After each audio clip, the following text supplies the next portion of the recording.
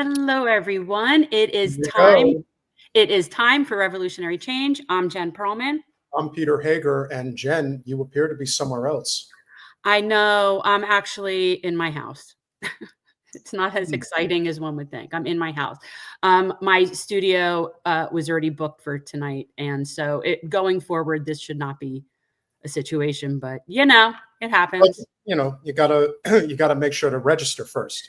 You got to sign up. Well, I wasn't expecting to all of a sudden have Saturday nights. So. Well, we'll see how it goes. We're testing the waters here, but it does appear that Saturday night could be a strong night for us, and we're certainly looking forward to it. Hope you're all doing well. Obviously, we are now Revolutionary Change, and it does appear that people are enjoying our transition to a new channel.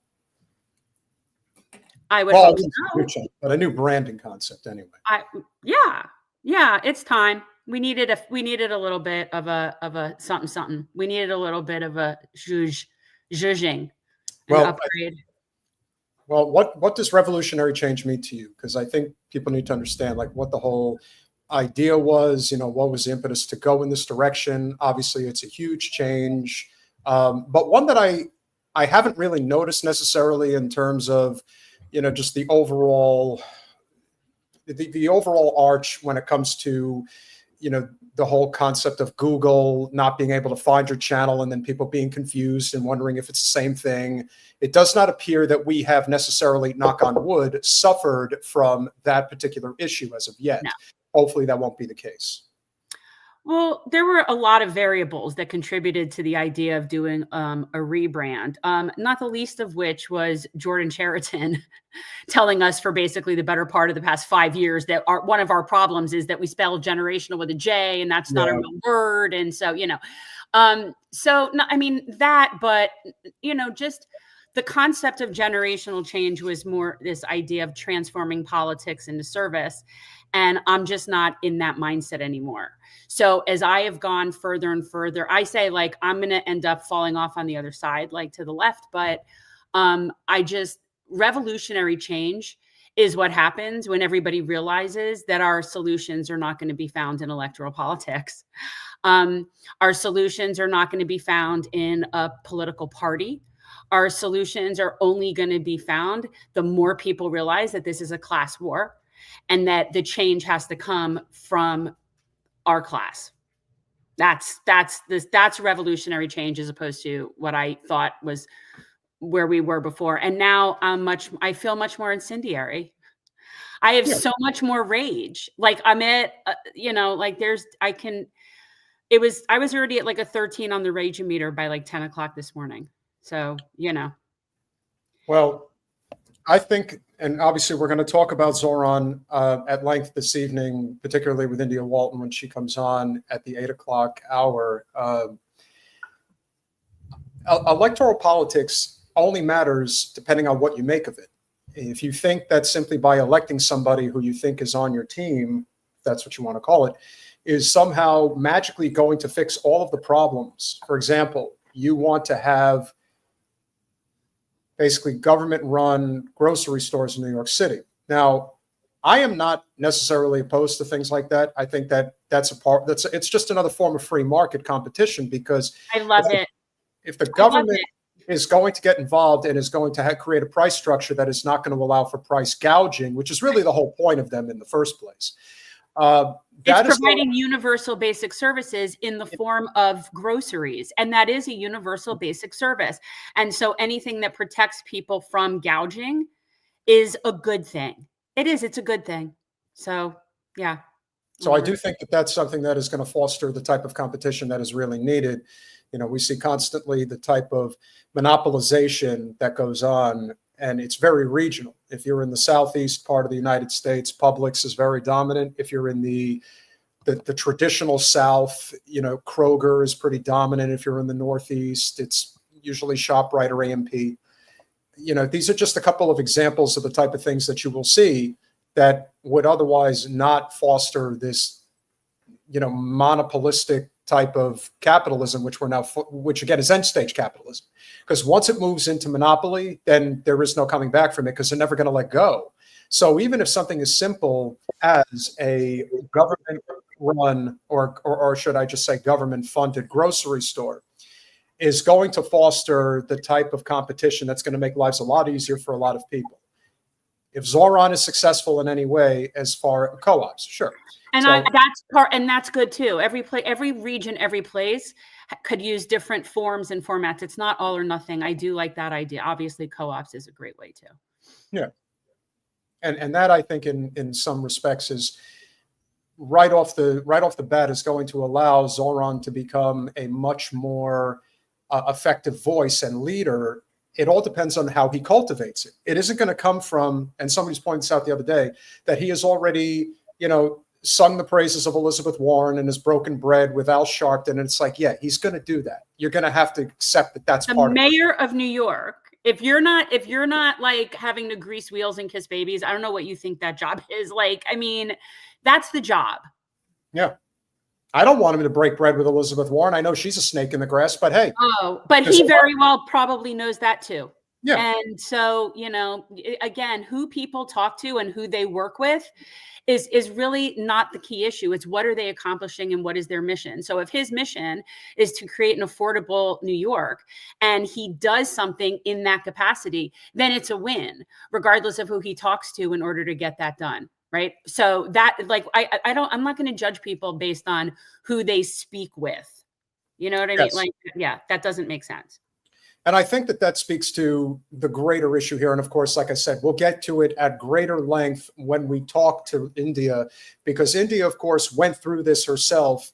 It's almost 4 years ago. It's amazing how fast time flies. But her monumental victory as a socialist, outright socialist in Buffalo, was met with significant condemnation from both sides, including Chucky the Shoom, Nancy Pelosi, and the like, all behind the scenes working on behalf of Mayor Brown as an independent write-in candidate to make sure that he won. Millions upon millions of dollars were poured in over the course of that general election, and India ended up losing. It was a close race, but just the fact that it was even a race to begin with shows how much the whole two-party dynamic is all bullshit. Like, it's not real.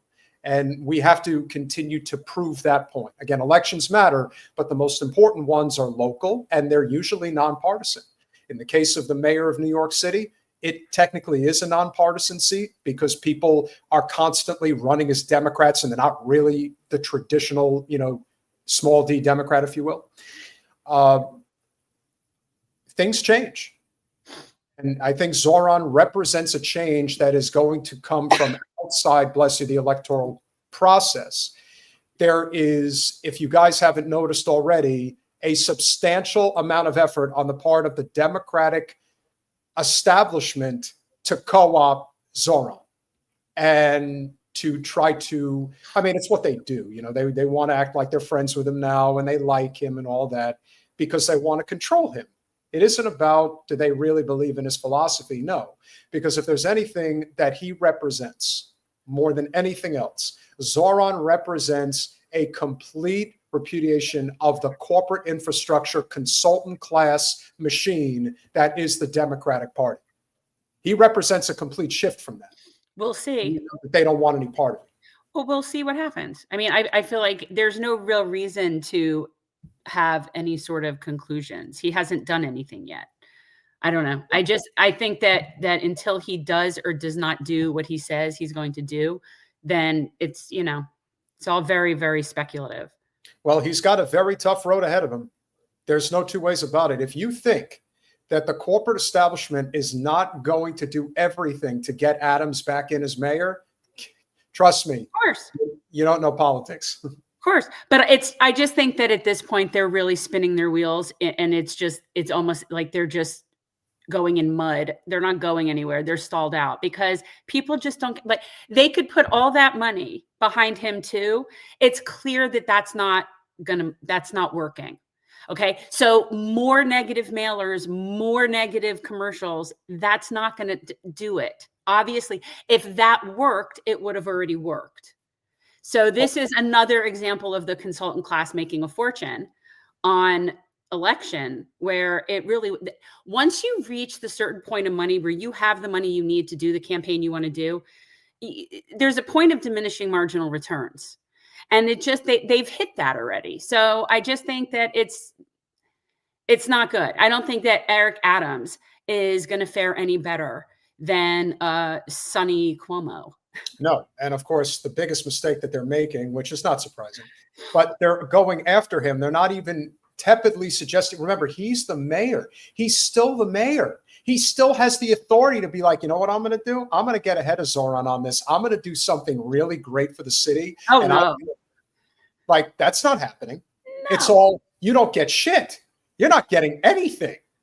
We're gonna convince you that you're not entitled to anything. Instead, Adams could be coming out and saying, you know, I think that was a really good idea. I think I'm gonna pass this in City Hall, and I think people are gonna like it. Thank you, Zohran, but I'll take it from here. Like, he's not even thinking about that. But then again, I don't think he's thinking about anything. He's just being told what to do and what to say at this point. Well, I think at this point, he's just going in whatever motion that he needs to protect himself from whatever is coming. Like, oh yeah, don't forget, that's all he's doing. Don't forget, he's got a lot of legal trouble that he's still dealing with. And so that is not even something that's even hit the radar, you know. But I do think that it is important that we do cover exactly what's going on from all sides. Because as you know, whether it is the Democrats, whether it is the Republicans, they are going to do what they are going to do, and nothing is going to change. That's the key ingredient here. So can we also flash back to what happened in California with Adam Schiff? Because it's another tactic in a state that has a jungle primary system. And it was the tactic. It's just another example of how Democrats they don't have any principles at all other than capital. Capital is their principle. So they're going to do whatever it is to protect capital. And that often is promoting somebody that would be the antithesis of what they claim that they're supposed to be about. I agree. But that shouldn't come as a surprise. So I'm going to give you the option of, we are either going to address the conservative and the liberal side of going after Mamdani, or would you like to address what's going on with the Supreme Court? I don't know. I mean, I just want to explain. I don't know if people were curious about the SCOTUS ruling. I know that I saw headlines about the birthright citizenship and all this stuff. And I know that every time there's a Supreme Court ruling, there's just so many people that don't really understand what it means. I think that's fair. And I think that if we're going to put the lawyer hat on, I think now is as good a time as any to do it. So for those of you who have been paying attention to what is a substantially vital issue right now, and again, we see the breaking down of our systems. And again, Trump is not the reason these systems are breaking down. He's just simply throwing lighter fluid on it, which is what he's done ever since he's obtained power. It has been inevitable for years that we were heading towards a disintegration of our institutions. There are many reasons why we've gotten here. I think one of the most significant in our respective lifetimes was the Supreme Court decision in 2000 regarding the presidential election. Everybody knows that Al Gore won that election, and we got stuck with the worst form of neocon politics ever with George W. Bush and Dick Cheney, among other reasons. I don't know if you know where I'm going with this, because I don't think you do, but I'm looking at that thing that said that about birthright citizenship rating is a 5-alarm catastrophe. I don't know what news source that is, but that's got to be some lib. That's some lib propaganda if I ever saw it. So I'll get a different one. If you want a different one, I'll get it. We can put it up to show a perfect example of lib fear-mongering propaganda. Okay, well, I think that's fine. And then if you want me to grab a conservative one, I'd be happy to do that. I have the actual decision. I was going to explain it. Okay, see, but no, please put up how they're making what they say about this, because I think the reason. Well, no, the reason why I'm not getting as antsy in the pantsy as everybody else seems to be about this particular decision is because it's still the same. It's still the same modus operandi. The people in the Democratic side of politics are saying it's the end of the world, and people on the Republican side of politics are saying this is wonderful. So, right. And most of them don't understand it, right? But put this up. Go ahead, put this up. This ridiculousness.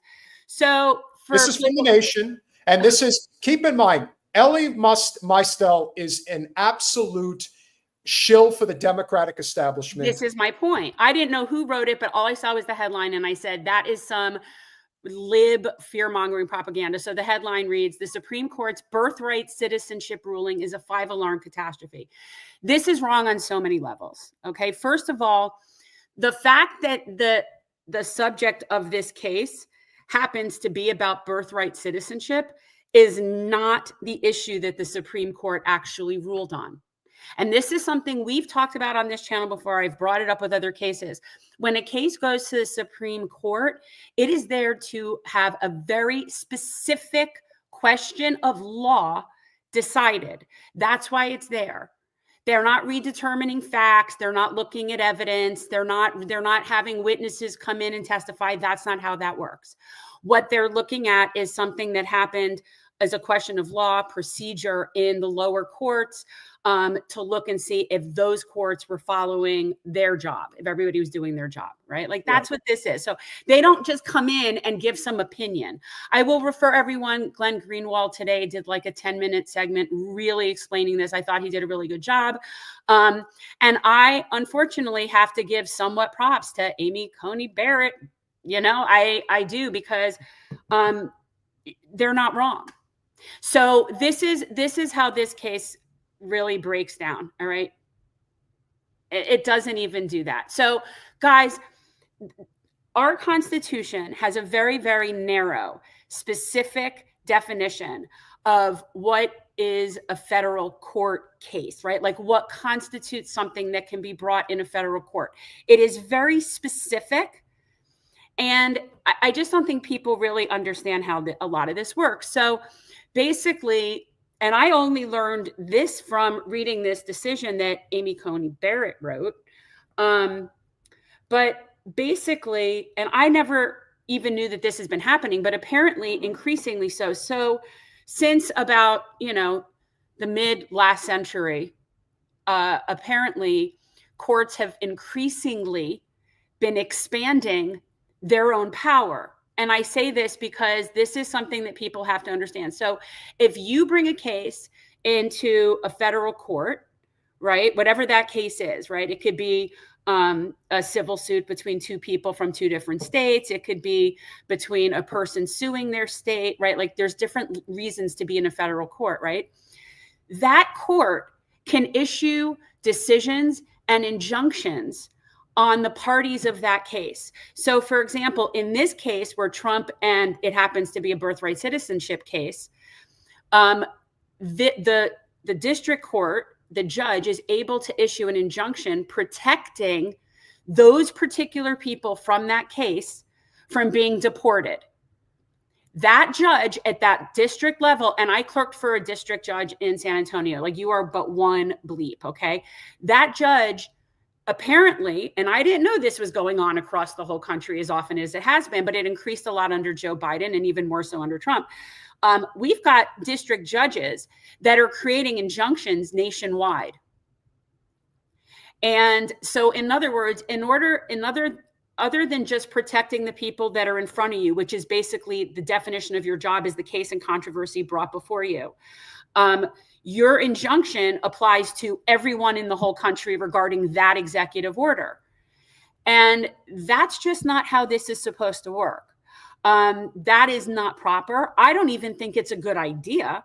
And so the thought that, and from what I'm understanding, I have not read the entire opinion. I did read the syllabus or the synopsis, syllabus. And I also have not read Ketanji Brown Jackson's dissent. But they were really taking shots at each other in both the opinion and the dissent. And I got to say, from what I'm reading in the opinion, it appears that in the dissent, she was just sort of making stuff up like what would be good for the country. Well, that's nice. That's nice. But that's not how this works. And this is one of those things. So like, it really pisses me off. Colin, scroll down a little, please.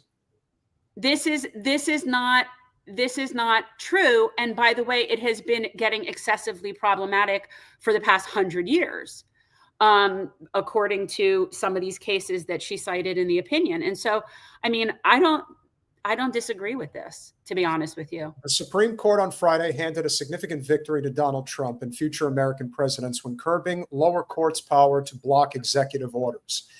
President Trump was beaming as he was totally beaming as the White House briefing room podium called it a big, amazing decision when the administration is very happy about it. He said it was a monumental victory for the Constitution, separation of powers, and the rule of law. Well, that's true to some extent because, again, federal courts, which is it's Article 3 of our Constitution, it's very specific, right? Like it says, this is what you're allowed to do. This is the parameters of your job. And so I don't want district judge. Like I can't fathom when I was clerking for my judge to issue an injunction that was nationwide.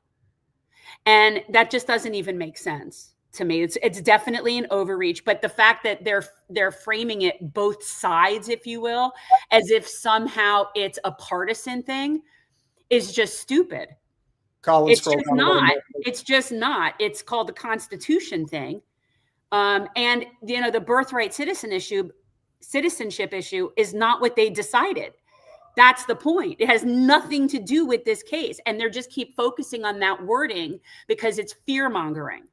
The Supreme Court has opened the door for the Trump administration to no longer grant automatic citizenship to everyone born on American soil. Now, with all due respect to people who think that that should be the case, I don't agree with that at all. I do think being an American citizen is a privilege and that we do need to go through the proper channels in order to do that. But that's a whole other story, at least for the moment. Now the White House will have to implement its plan, which will be no easy task. On Friday, the nation's highest court allowed Trump's executive order to end birthright citizenship to go into effect in a month's time, while leaving room for lower courts to curb the impact on those who have standing to sue. States traditionally handled processing birthright certificates. I'm sorry? It just says birth certificates. Oh, I said birth certificates, and many do not record the citizenship of the parents. Democratic-run state governments will be in no rush to do so, no matter what the Trump administration may desire. And Justice Amy Coney Barrett, who you were mentioning, writing for the majority, left the door open for states to make the case that a more broad block on Trump's birthright citizenship action is necessary. So what this is telling me, and again, kudos to the BBC, because it always takes somebody outside the United States to offer some type of an opinion that is not completely hyper-partisan when it's being written. Only on domestic things, because on anything international, they're just as far up the wrong asses as they can be. So we're not giving too much credit to the BBC, but yeah, continue. Well, in this case, that sets up big legal battles to come. As the states see it, their harms, financial injuries, and the administrative burdens flowing from citizen-dependent benefit programs cannot be remedied without a blanket ban on the enforcement of the executive order. The lower courts should determine whether a narrower injunction is appropriate, so we leave it to them to consider these and any related arguments. President Trump described the court's decision on Friday as a giant win. He added that the birthright citizenship hoax has been indirectly hit hard and that the decision would prevent scamming of our immigration process. You know, it doesn't, though. It doesn't, because it doesn't answer the birthright citizenship question. So that's sort of a side. That's why this is so misleading. To me, you're born here. You're here. You're us. Yeah. The idea of what they're doing, it's just bigotry and hateful. That's it. That's the point. Isn't and it's to rile up people. It's to convince people to kick down instead of punch up. It is to keep people distracted with non-existent problems when there are real problems. And it is blaming people that have less institutional power than you for your problems. Never will solve the problem. Never going to happen. So I am opposed to anything having to do with that's mean and vicious and bigoted. So if that's the nature of it, I'm just not going to be with it. So also to me, I don't care who's born where. If you're here, you get rights. Like that's just it. Yeah, that's fair. And we've got over 200 people watching right now. I don't know what our likes number is up to. I'm not seeing it. But if you guys have not hit the like button as of yet, make sure that you smash it. Remember, we are growing every day. Since our last show, we had another clip that has done very well, and we are closing in on 44,000 subscribers now. So kudos to all of you guys that are here. Remember, Jen and I have been doing this, and we did it for several years where we were getting 20 to 30 people in a live stream. We've had live streams now that usually are averaging around 300 to 400 people at a time, which is, needless to say, a substantial step up from where we've been. And we've been able to even hit the 4-digit marker on a couple of occasions. So we're very grateful for all of you being here. It does appear that Saturday is a lane for us to have a channel and grow it on this particular night. But with that said, we appreciate you all being here. So make sure you go over to patreon.com/revolutionary change for as little as $5 a month. You can become a supporter of our small but mighty and growing channel. And of course, we do have a plethora of YouTube members. We do seem to be growing in that area as well. I sent you today. Our last guest is before I bring it up, we'll go back to the 5 for a minute. I do have to edit it. We were apparently such a impactful host on one of our recent guests that, yes, Terry Heaton, I unfortunately had a huge hand in the growth of Pat Robertson, and now he's paying his penance over the rest of the years of his life. Maybe it's to help us. It's all good with us. Terry Heaton has become a $10 patron of our Patreon. So we are tremendously appreciative of that. And so any and all support that you guys are willing to contribute to help grow our channel, continue to grow our channel, is obviously tremendously. Thoughts, right, Jim? can I address this? Yes. Okay, Dayman Fighter of the Nightman. Requiring that everyone be able to afford a lawyer and that there are enough lawyers to possibly stop the federal government from infringing on civil liberties is a terrible prospect. And that actually is something that is addressed in the opinion, because what that is called, and what we've always considered that to be in this country, is what's a class action suit. And that is the method of redress when it's a group of people that are being wronged, is a class action suit. So there are means of redress. And again, this particular decision is not about birthright citizenship.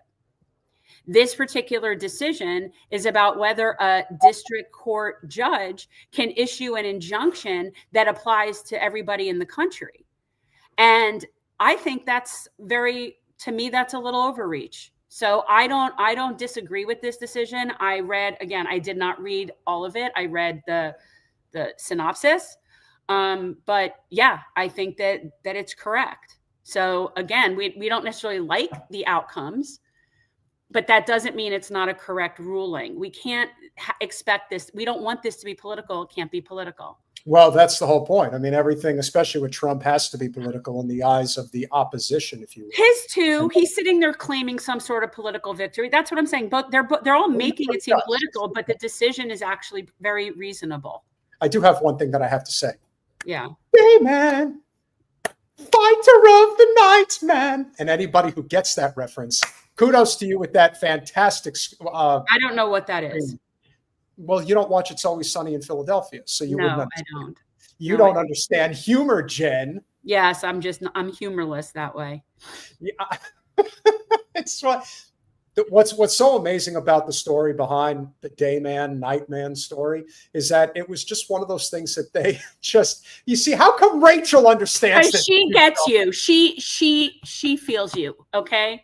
She feels you. She also watches ridiculous nonsense. Yeah. If it wasn't for copyright infringement because it's controlled by Viacom, I would play the clip right now, but we're not going to do that. Philly is sunny. I definitely agree. Thank you, Travers. I knew you would understand. Look, it was I mean, I don't watch the show anymore, but I always found that, Sunny was, I guess, would be kind of your Philly version of Seinfeld. And in many ways, a better form minus the genocider. Minus the genociders, yes. Okay. 100%. Well, Charlie Day is great. And I think that the show, I loved Sunny in Philadelphia. I liked it for a couple of seasons, but I'm just somebody that gets bored with things. Like watch something, I'll watch one episode and be like, all right, I saw enough and I don't need to watch the rest. Doesn't mean I didn't like it. It just, things get old to me. Well, I think the best thing that I could say about the show is that it's gotten to the point now where you don't actually have to just watch a recurring. You just go back and watch the best episodes. Guys, if you haven't hit that like button, please smash it. We really appreciate it. More people that see it, the more the channel grows. Really means a lot.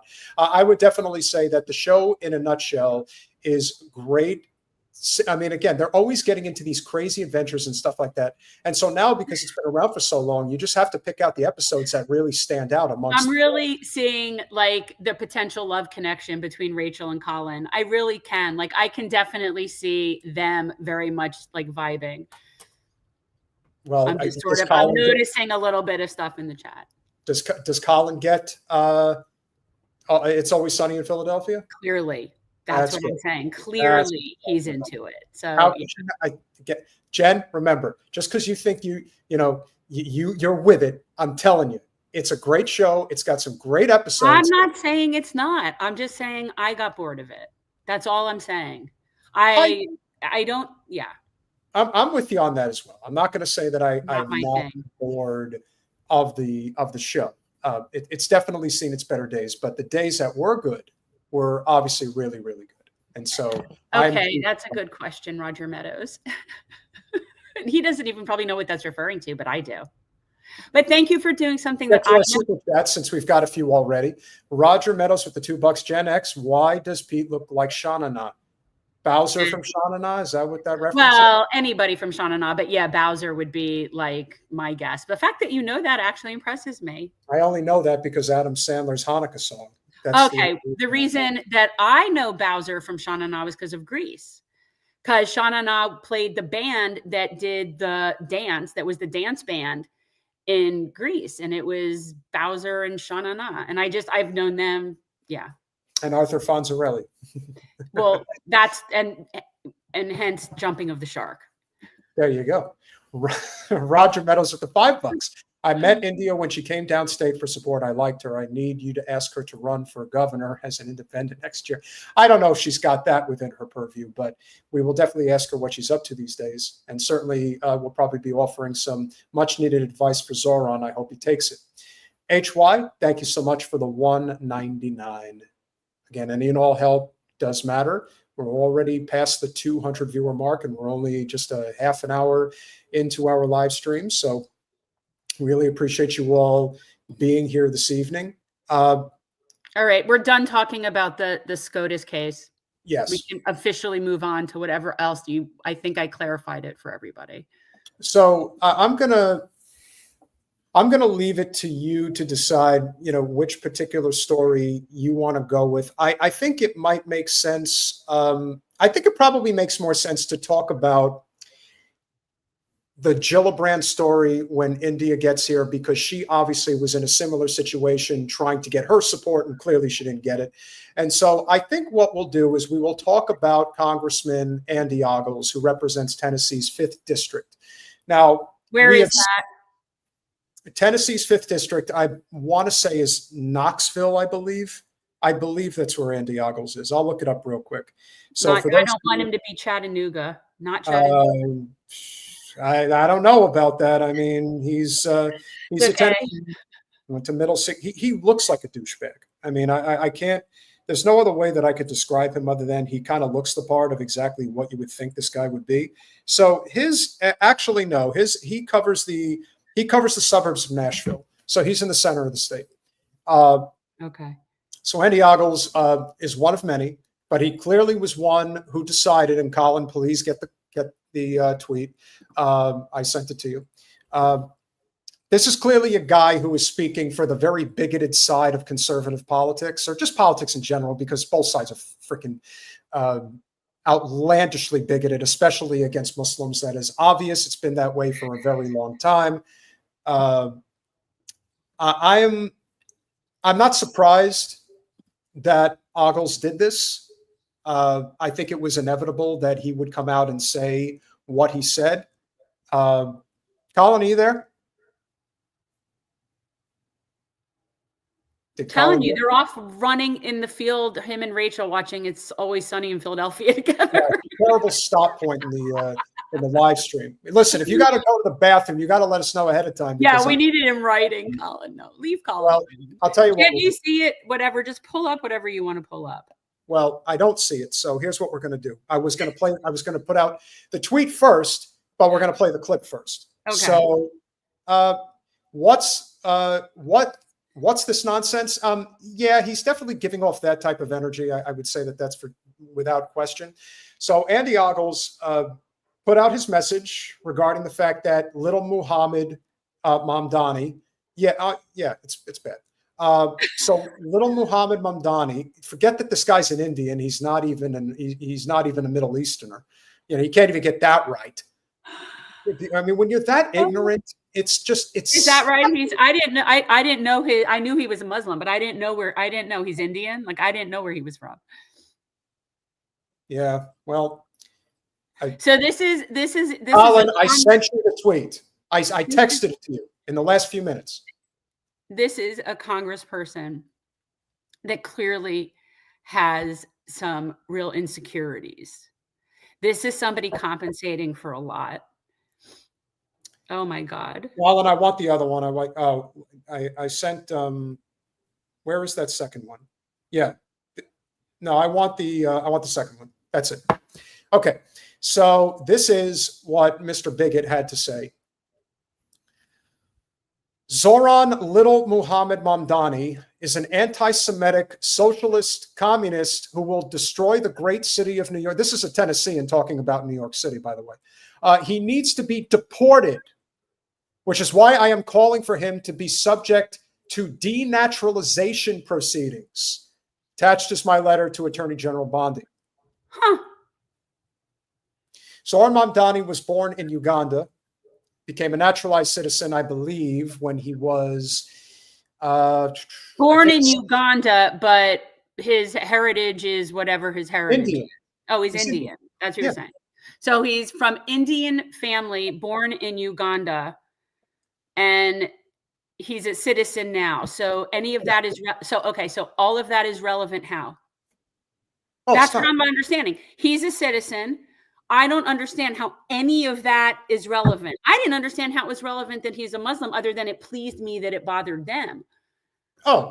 Right. Like, I couldn't care less. In fact, I prefer not knowing people's religions when they're running for office. I don't like it. I don't like that our Congress people have to list theirs. I think it's creepy. But you better believe it's going to get worse. All right. I want to vomit. I feel the rage meter coming on big time, but yeah. Yeah, you need that graphic to come up there. But this is, of course, he didn't back down. And Colin, if you want to grab that other tweet, because we've got a couple of them. We got a couple of responses that this douche canoe decided to go. Can we say how unbelievably disrespectful it is the way he's referring to him? So little Andy, can we call him little? We're going to start calling him little Andy. And Andy, no, isn't his name Andy Ogles? Yeah, Ogles. Little Andy, and I'm assuming he's very little because he's fixated on little. So little Andy, continue. Little Muhammad. Little Andy said, "It's so ridiculous. It's funny. I'm so disgusted." Little Muhammad joined the Democratic Socialist before becoming a citizen. If he hid that, he could potentially be deported. No, he can't. His pro-terrorist, that's good. Communist views are why the West is burning. I love God and but I love God. I want you to know how much I love God. Doesn't Jesus preach that you're supposed to love everyone equally? Okay. Is that not part of it? No, but this is the thing. Like, you know, the brown Jesus does. I don't know about his Jesus. His Jesus is not like, if I'm talking about realistic brown Jesus, then yes. But if we're talking about fascist white supremacist Jesus that this guy probably celebrates, then I don't know. I don't know the answer to that. Again, when he says, I love God and my country, those who don't can leave, then clearly you do not believe in the separation of church and state. In fact, you're going pretty hard into that thought process. He passed that so long ago. First of all, what does the Democratic Socialist have to do before being a citizen? There's absolutely nothing wrong. It's actually, I don't know what their party status is, like what their official status is or what states or whatever they exist in. I don't friggin' know. But that's not having any, this guy's just, he's really fucking stupid. Yeah, and there's quite a few of them. I mean, and that's the thing. Yeah, he is kind of like another Brian Mast. Like, this is just really stupid. And he's so, little Andy is very disrespectful. This is someone who was bullied as a child, probably shoved in their fair share of lockers, and has a very big chip on his very little shoulder. Well, he's not done because he really wants to double down on this. He's not backing away. He really believes that this is the path forward.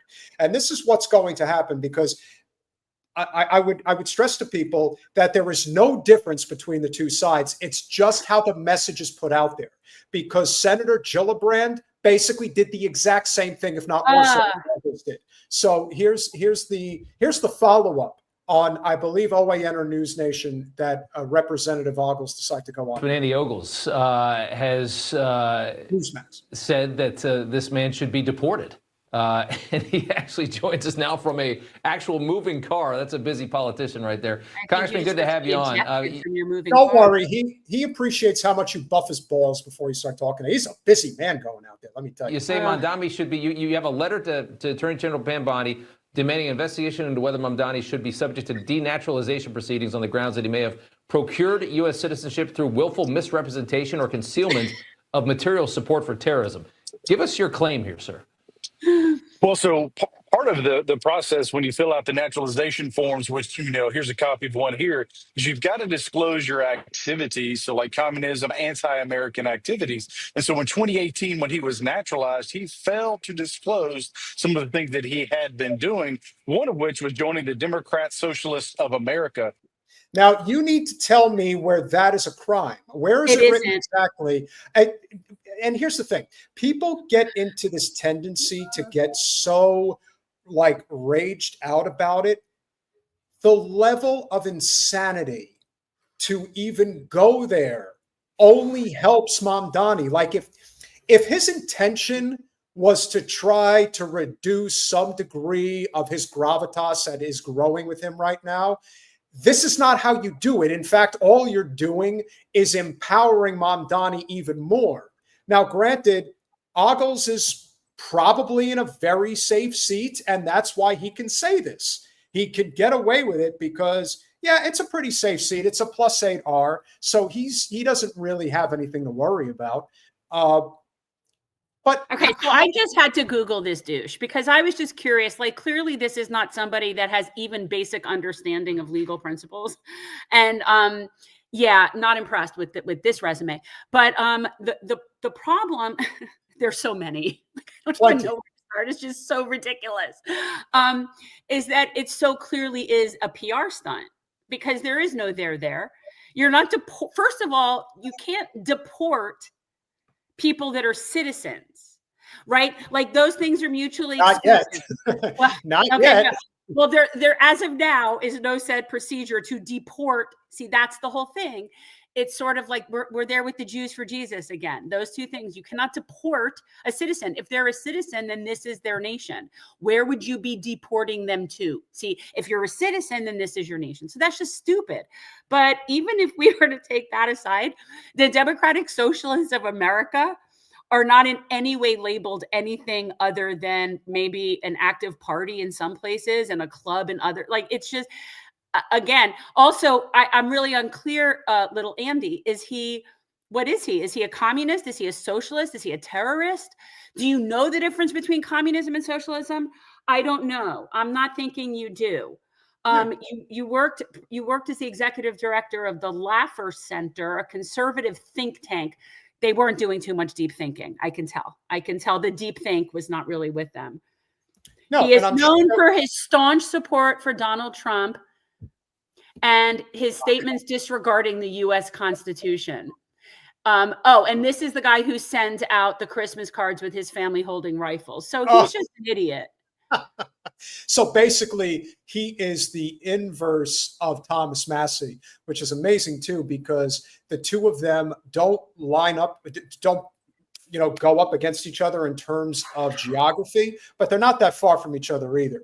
And so if you're going to support a conservative politician, you have somebody like Thomas Massie, and then a completely opposite end of the spectrum, you have somebody like Andy Ogles. In fact, guys, I haven't even looked this up yet, but I'm curious to know what Andy's position is on the state of Israel and war with Iran and the Palestinian people. I'm sure it's very similar to almost everybody else's. I'm sure that if given the opportunity, he would cradle Netanyahu's balls.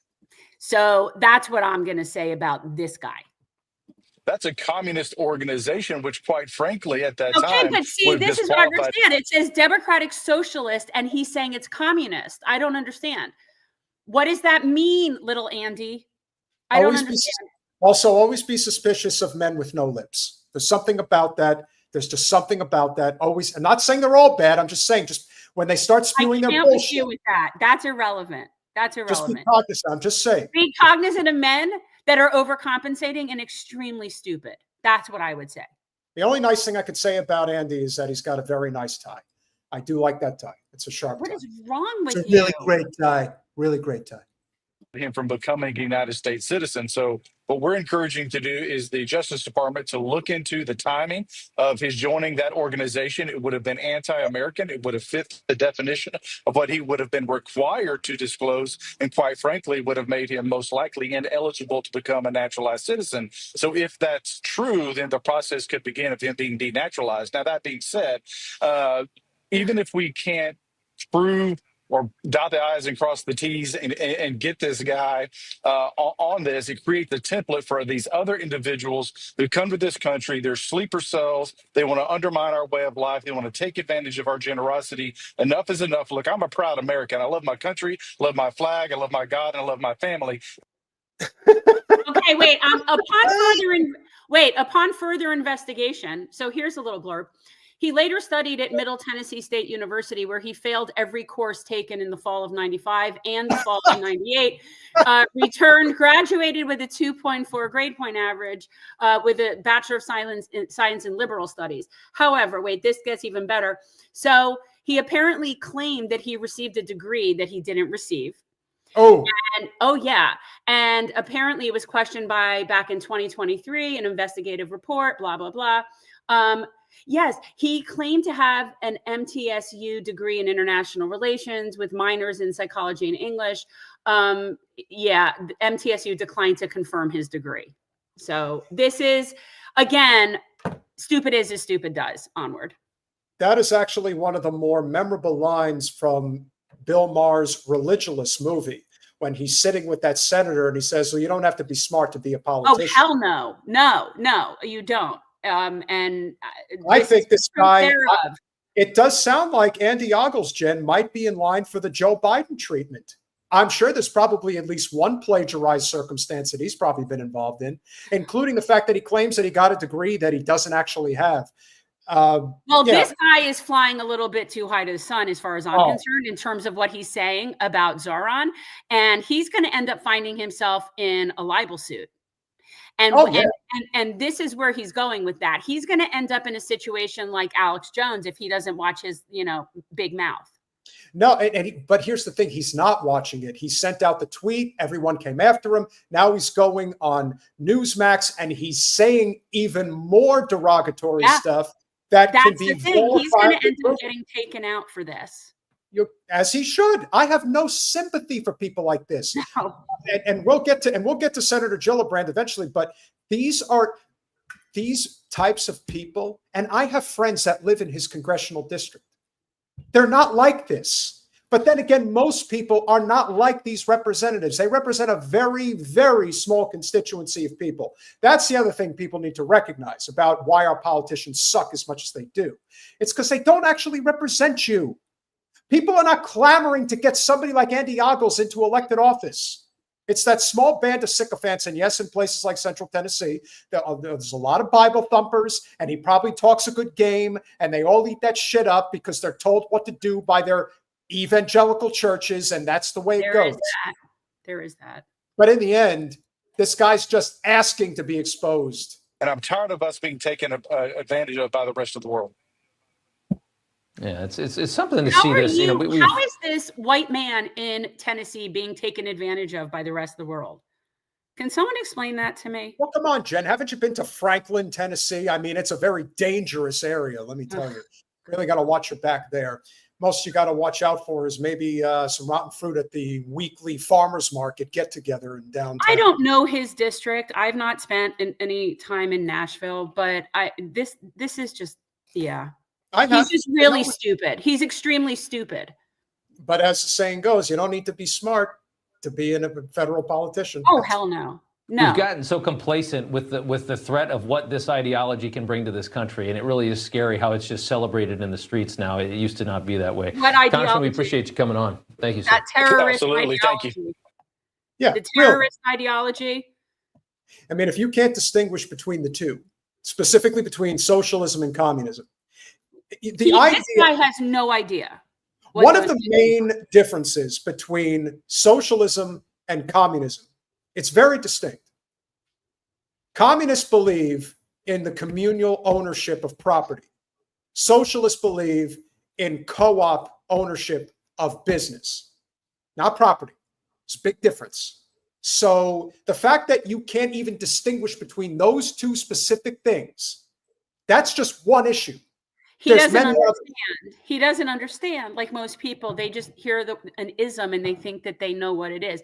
To him, it's all just bad. If it's not capitalism, it's bad, and therefore that's bad. But he has no idea.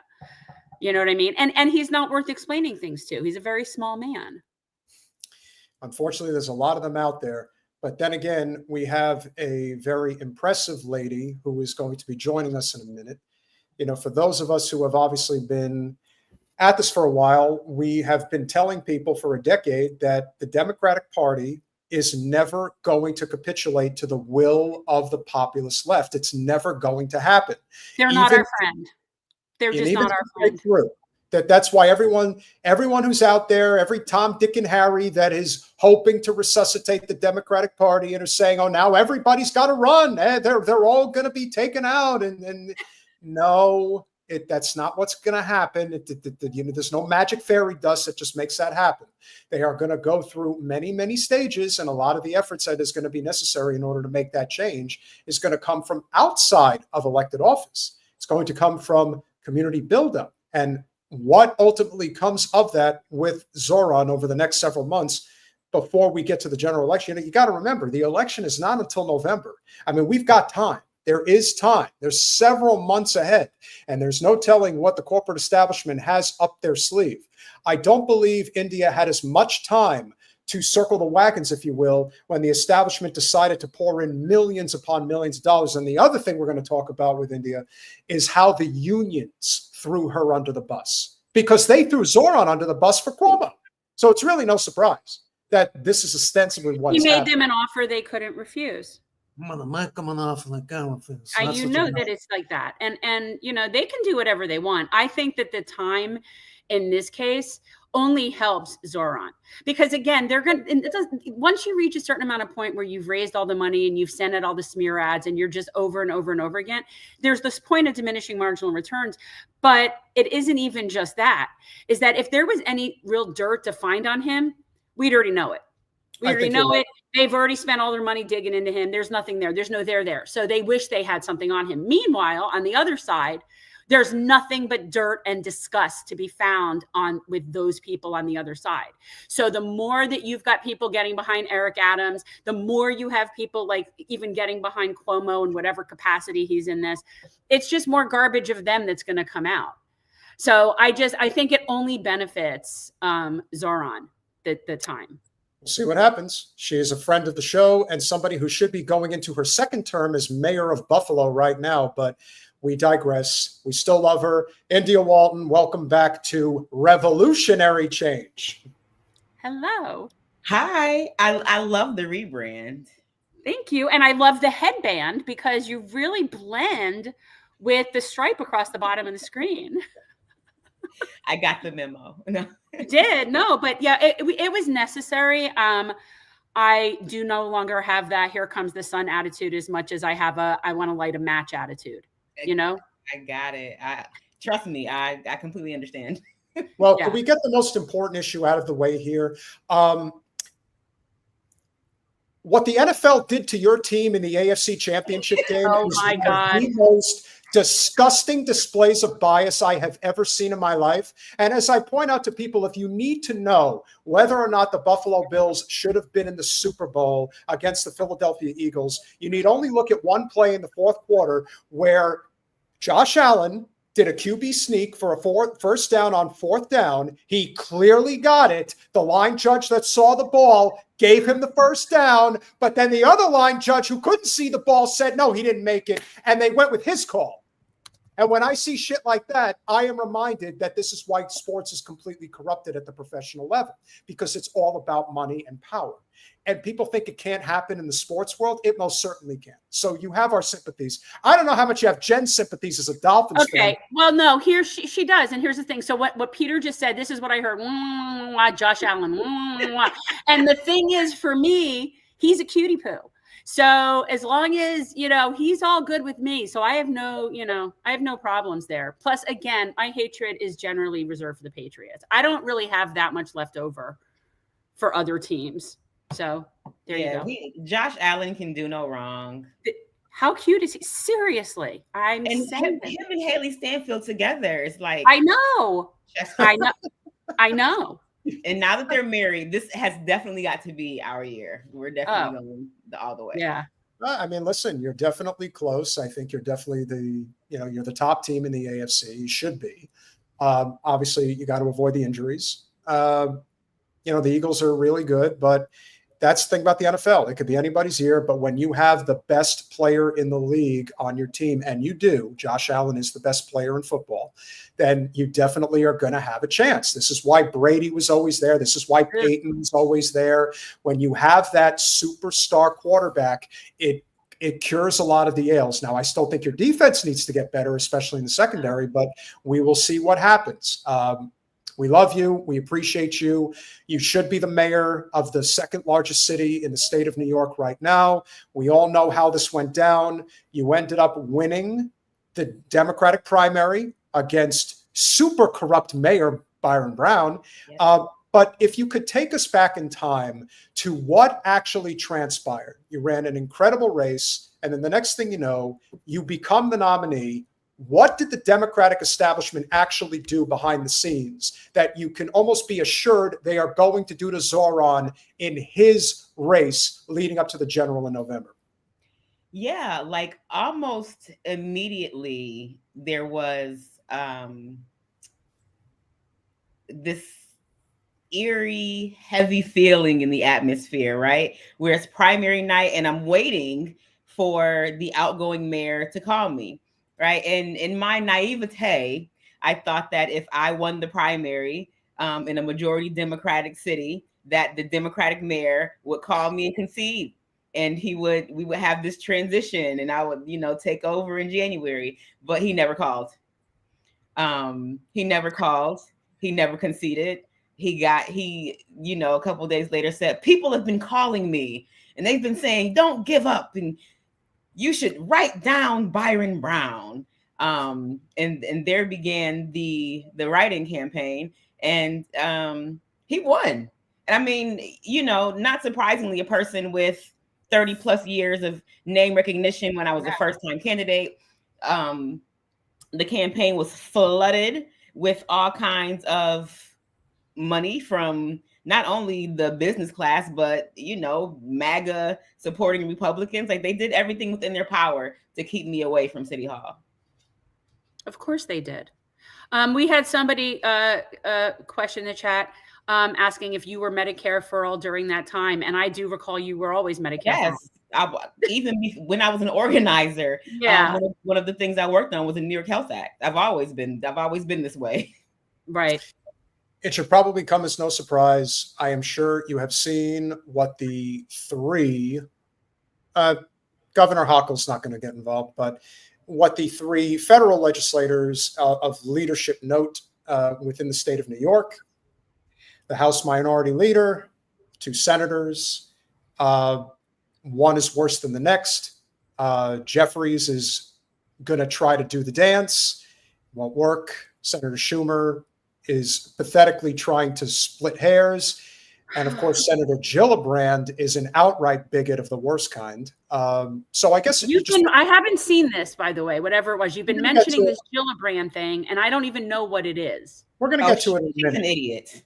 Oh, well, that I know. I mean, that's not even in question. So I ask you, what was your experience like when you attempted to, I mean, like I said, we've talked before when you've been on about how the unions threw you under the bus. What was it like attempting to reach out to Senator Gillibrand, Senator Schumer, and House Minority Leader Jeffries for any type of support?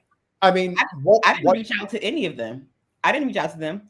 I never heard from Jeffries. However, I immediately got congratulations calls from Schumer and eventually Gillibrand, who I believe they did endorse me after the shame of having Jay Jacobs compare me to David Duke. I think they felt like they needed to act and endorse me. They were sort of shamed into it. But I mean, like, there was no material support. It was like an endorsement in a tweet. It wasn't, there wasn't any real support behind the endorsements. Yeah, there's a difference between saying that I support you. That's why we always said Jen would have had a real chance against Wasserman Schultz if the unions had a backbone down here. And a lot of them wanted to support her, but they were always warned that if you cross Wasserman Schultz, it's basically your death sentence. Like, that's how she operates. I mean, you've probably heard the story on our show about one of the main community organizers in the Black community down here that wanted to support Jen. And then the person basically was taken aside by Wasserman Schultz and said, you ever get involved with Perelman, I'll pull your 501c3 status, and that'll be the end of your career. That'll be the end of all the help in these people's neighborhoods, period. And that's how they operate in most places. That's how they operate in Buffalo also. I was a former member of 1199 SEIU, and they endorsed Byron Brown. I was a former member of CWA 1122, and they endorsed Byron Brown. I did, however, I got the endorsement of the United Commercial Food Workers. I got the endorsement of the New York Nurses Association. So I Workers United, the Starbucks union. I did get some union support, but it was the obvious unions who do lean more left in their values and are not so heavily entrenched in corporate political structure. Yeah. I think what people don't necessarily understand is it goes so far beyond just the organizations, and it really comes down to individual people and how they bully each other, what they have on each other, what they blackmail each other with, what they extort them with and threaten them, and all of it. And that happens especially at these local levels. People do not realize that goes on.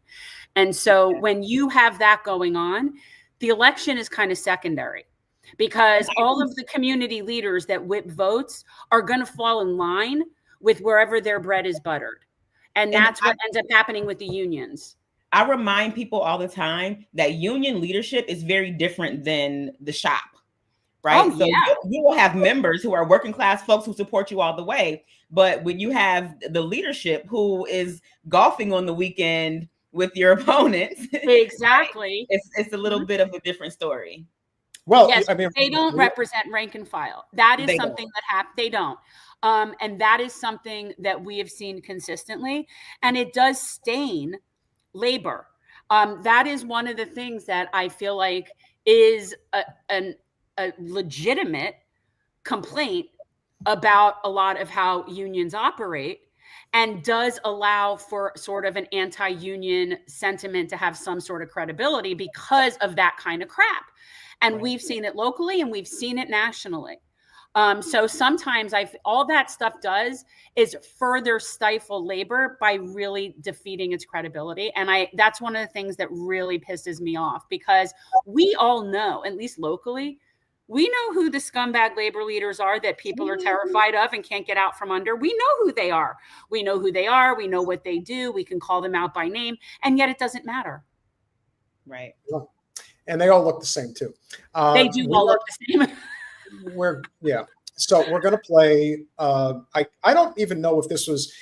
I don't think this is necessarily leaked audio of Senator Gillibrand. I think that she had been a guest on a radio show, and of course, one of the petrified Zios called in and is concerned about their well-being.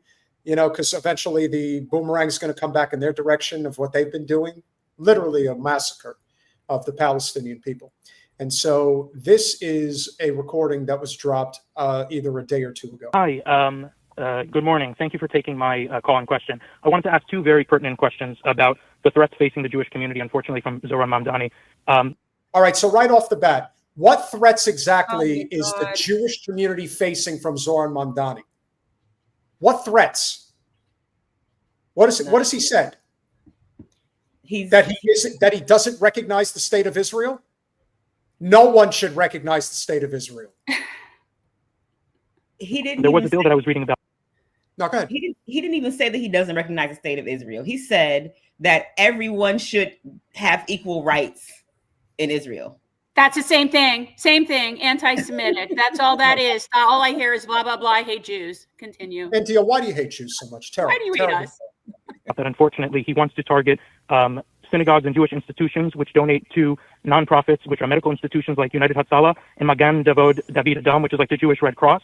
So how do we make sure that Jewish institutions are protected from his plans to punish and fine our institutions which fundraise these medical nonprofits, which do work both here in the United States and in Israel and other countries in the world? And also, how can we hold Mr. Mamdani accountable for his glorifying association of Hamas and other terror bombings of the Intifada in 1990s, where over 1,000 Jewish Israelis were killed, to his revisionist Holocaust knowledge, to the Warsaw Ghetto Uprising, where Jews were mass exterminated and faced threats? He compared when Jews were killed to when Jews fought back against Nazis. Okay, so I know Jen doesn't want to talk about this, and this is going to be a brief interlude to our conversation, but I'm just going to point this out. I'm not going to say who the representative is. All I'm going to tell you is that this is a person who represents a portion of South Florida and represents a portion of clearly these types of voters. Just under $60 million was what they were able to allocate from Tallahassee back to their state house district. Of that 57 million that they brought back, security funding in Jewish day schools, $20 million. If you can't see the scam, I don't know what you're looking at. So when they're out there barking and complaining and saying we don't feel safe, it's because there is a huge racket that they have been perpetuating on everybody. And I was even saying to Jen earlier, could you imagine what that $20 million could do for the disadvantaged neighborhoods in Dania and Hollywood, for example? A lot. In fact, it would change tens of thousands of people's lives like that. Take this down. I'm sick of looking at this douche. It's quite despicable. I'm sorry. Gabe, thank you for your call. There's a lot in there, Senator, some of which may be inaccurate. So I don't know. I can't fact check everything in real time, but do you know any of that to be inaccurate or accurate, including the original premise that he would somehow target synagogues if they were contributing to groups like Hatzalah, ambulance services, in a way that he could hurt the synagogues? I just don't want to give out information that's false, but I also don't want to shrink from information that's true. Well, the caller is exactly the New York constituents that I've spoken to that are alarmed. They are alarmed by past public statements. They are alarmed by past positions, particularly references to global jihad. This is a very serious issue because people that glorify the slaughter of Jews create fear in our communities. The global intifada is a statement that means destroy Israel and kill all the Jews. Is that true? I didn't get that memo. No, that's not what that means. That doesn't mean anything having to do with that. What does it mean? Intifada is rise up.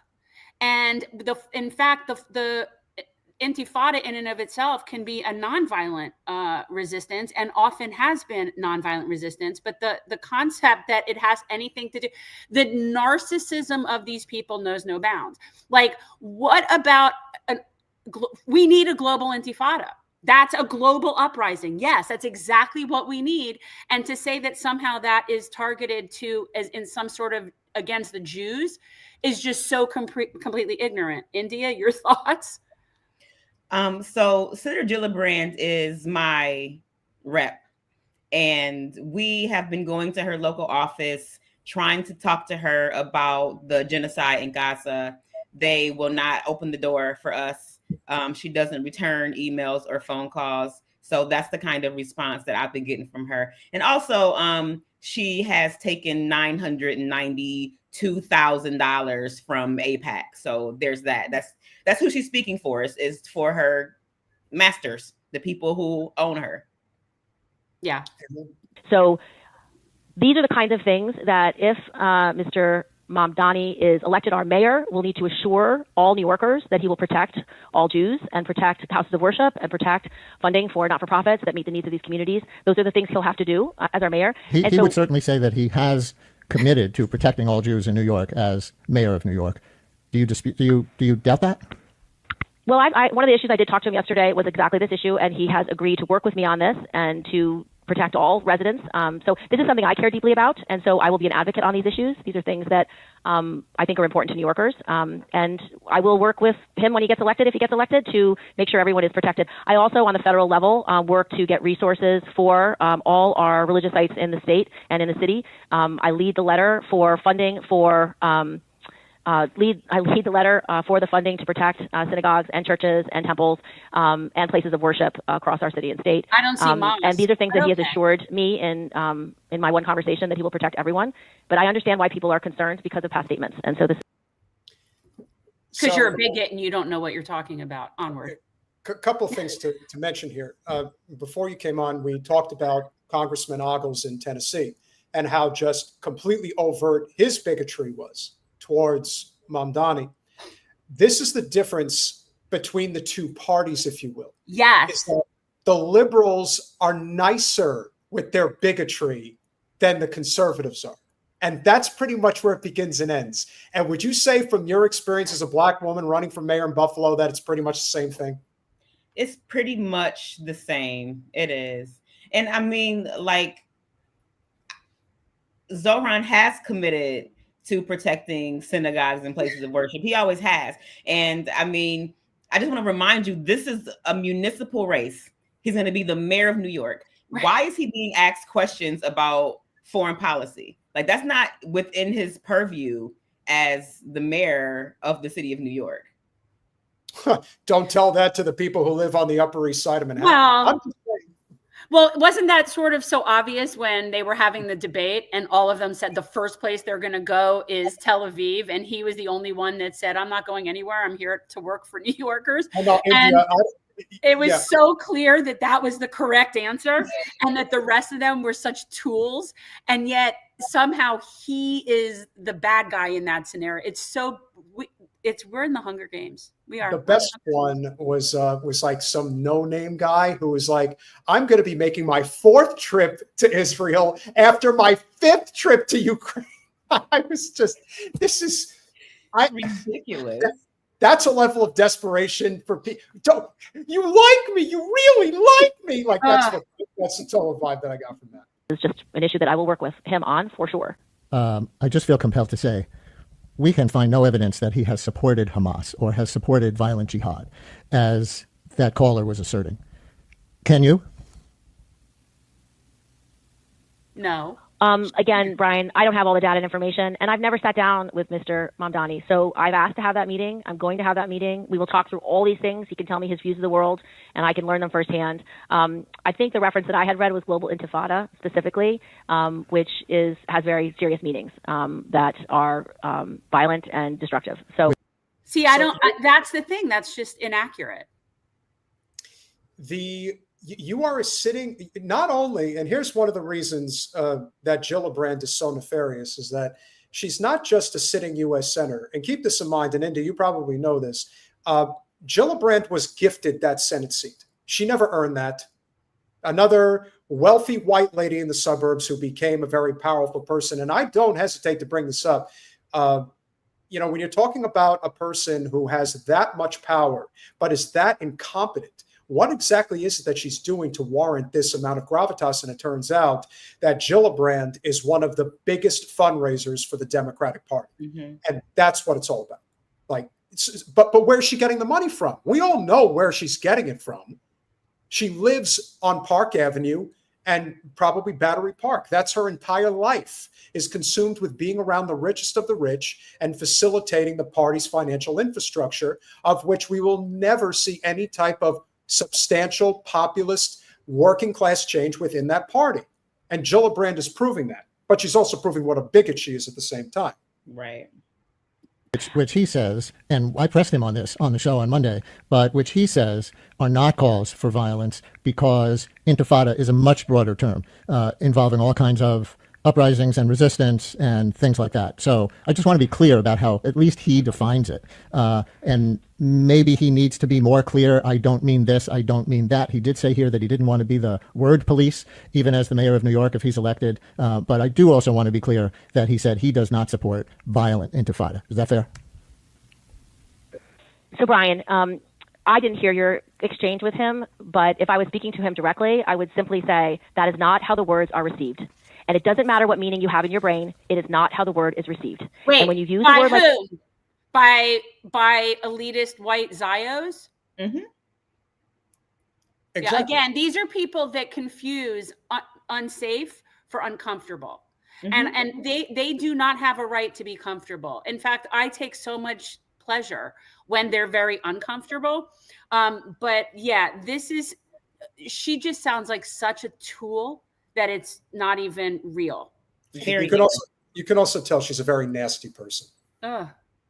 intifada to many Jewish Americans and Jewish New Yorkers, that means you are permissive for violence against Jews. It is a serious word. It is a word that has deep meaning. It has been used for wars across time and violence and destruction and slaughter and murder against the Jews. It is a harmful, hurtful, inappropriate word for anyone who wants to represent a city as diverse as New York City with 8 million people. And oh my God, and lions and tigers and bears, oh my. Like that's all I heard in that rant. She is off the fucking wall. 377,000 Palestinians have been mass murdered and counting. But your feelings are more important. Keep that in mind.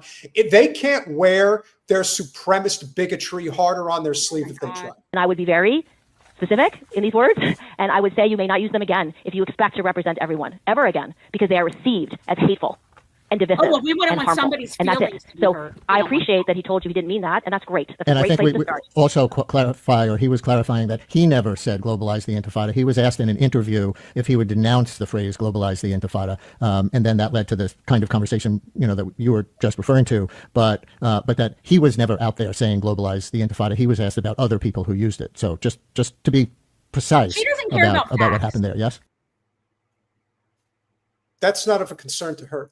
I'm curious how she responds to that, because that kind of puts this in its whole perspective. Well, as a leader of a city as diverse as New York City with 8 million people, as the largest Jewish population in the country, he should denounce it. And that's it, period.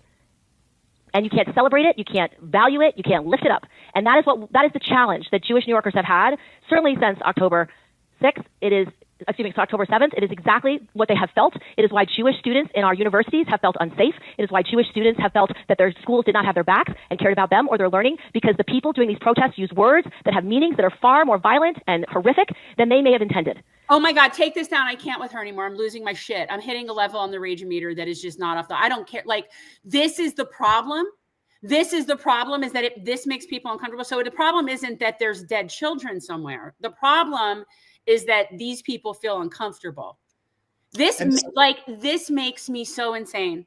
I can't. And this is how you know that the genocide is going to break the Israel lobby in the United States. It's going to happen because they pay people like Snow Bunny Gillibrand to basically pretend like this is not happening, that all of it's look over here, but not over there. Why is it that there is so much fervor and anti-Semitism towards Jews in the United States? Because the people that are pulling the levers of power are 1,000% behind this genocide, as long as it benefits them economically in service to the Israel-United States coalition that they refuse to acknowledge is breaking. But it is breaking. I think you would agree with that, India, that it's definitely changing in a big way. It is. It's changing in a big way. And, I just want to say that on June 17th, Buffalo police arrested 2 white men with ghost guns in the same Tops where the Tops massacre happened 3 years ago. There was no news coverage of it until 2 days ago. I'm assuming that they were probably casing the store to make an attack on Juneteenth.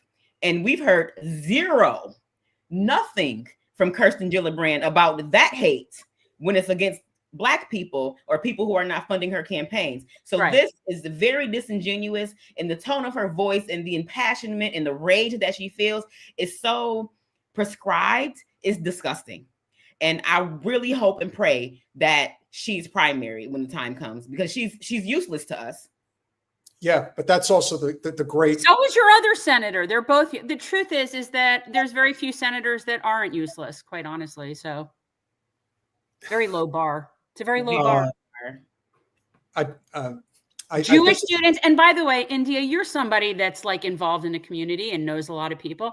Have you seen any credible testimony or evidence regarding actual Jewish students saying that they feel unsafe, or is it always people like Kirsten Gillibrand saying that that students feel unsafe? Yet I have not seen one credible, testimony, witness, anybody with Not a story. And have you seen any? Nope. Again, that's the thing. And the people that are saying that they feel unsafe, keep in mind, there are schools, private schools, that are primed for these types of, not just Jewish students, but just very affluent students in New York, like Birch and Lenox on the Upper East Side. These schools cost as much as $70,000 a year, and this is grade school. This isn't college at some elite university like NYU or Fordham. This is regular day school. And this is those are the types of elites that are saying that they don't feel safe. Well, this is what I would say to the senator. I would say, I'll tell you what, we're going to treat this like a triage. So when they get to genociding the Jewish students, we'll get over to you. Okay. In the meantime, we have something else we're dealing with. I'm not worried about their feelings. We'll finish it up. But when you hear things like intifada, when you hear things like jihad, when you hear from the river to the sea, it is received as slaughter the Jews and destroy Israel. Period. It's how it's received. And if you talk to any group, you talk to our LGBTQ community, you talk to our Black community, you talk to our Hispanic community, there are words and there are imagery and there are things that are said that they will hear it and feel it as a dagger to their throat.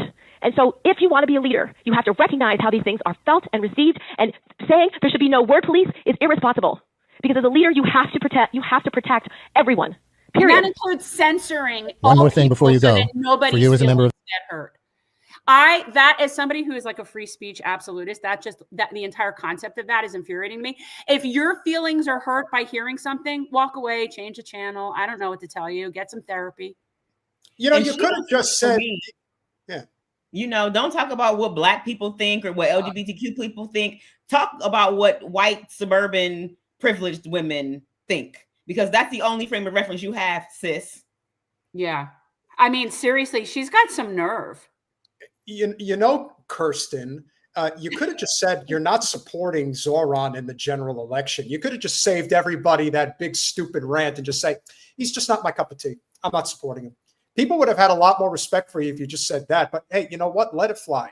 Just let it fly. I get so tired. If you don't want, for example, if you don't like Black people, then just fucking say it.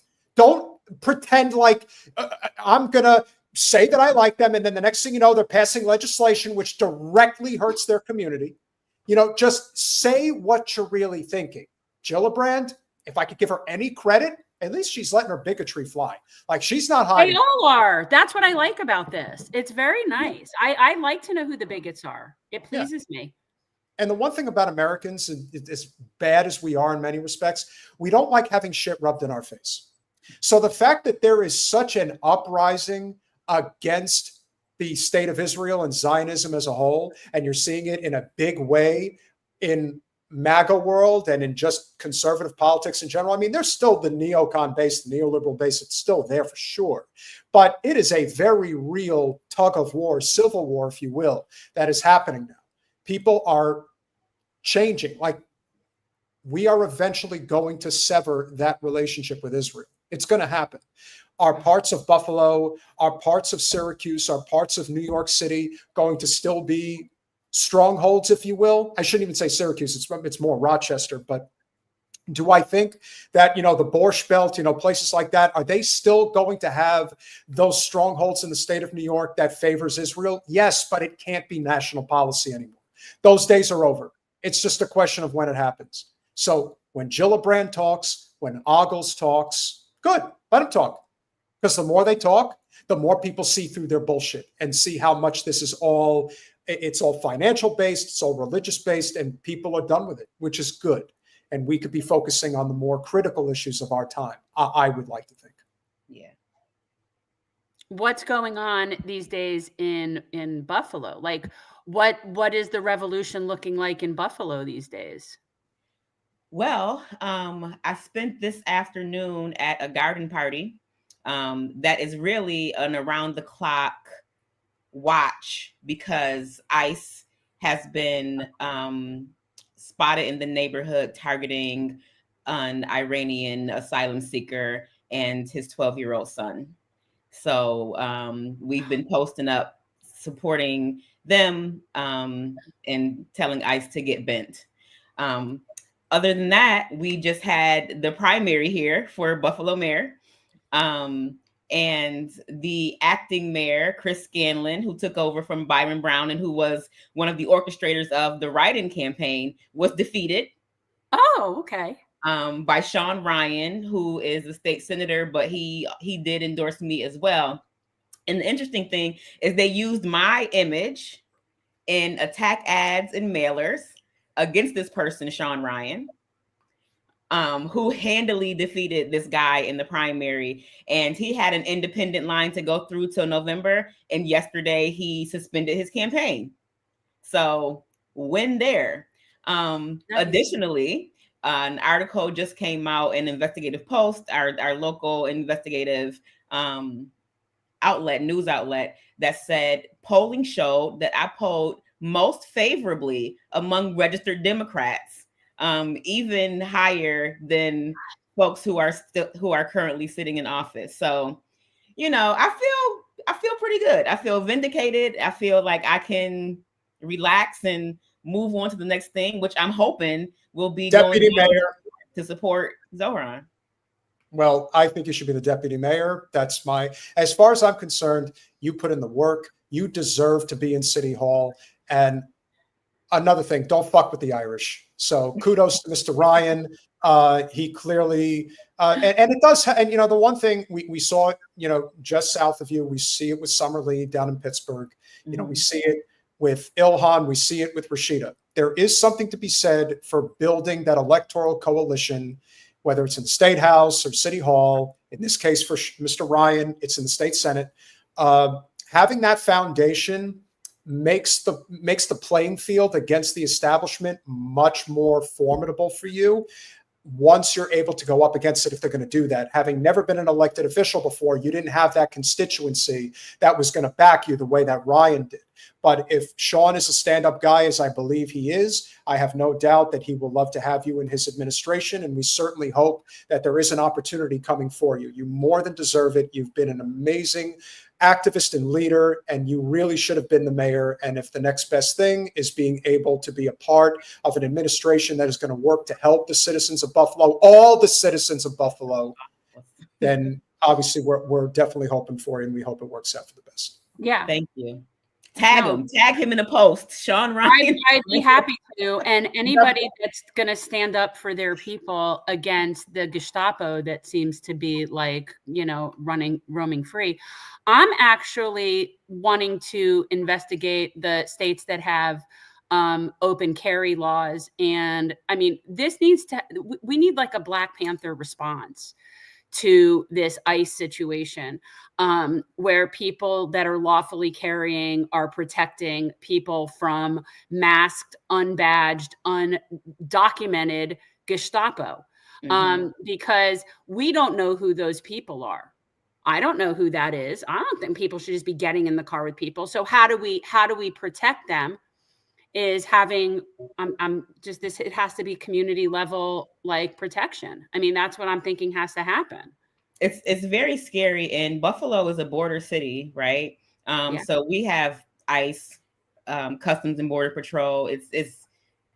They're coming in residential neighborhoods, heavily armed. They're pulling people off roofing jobs.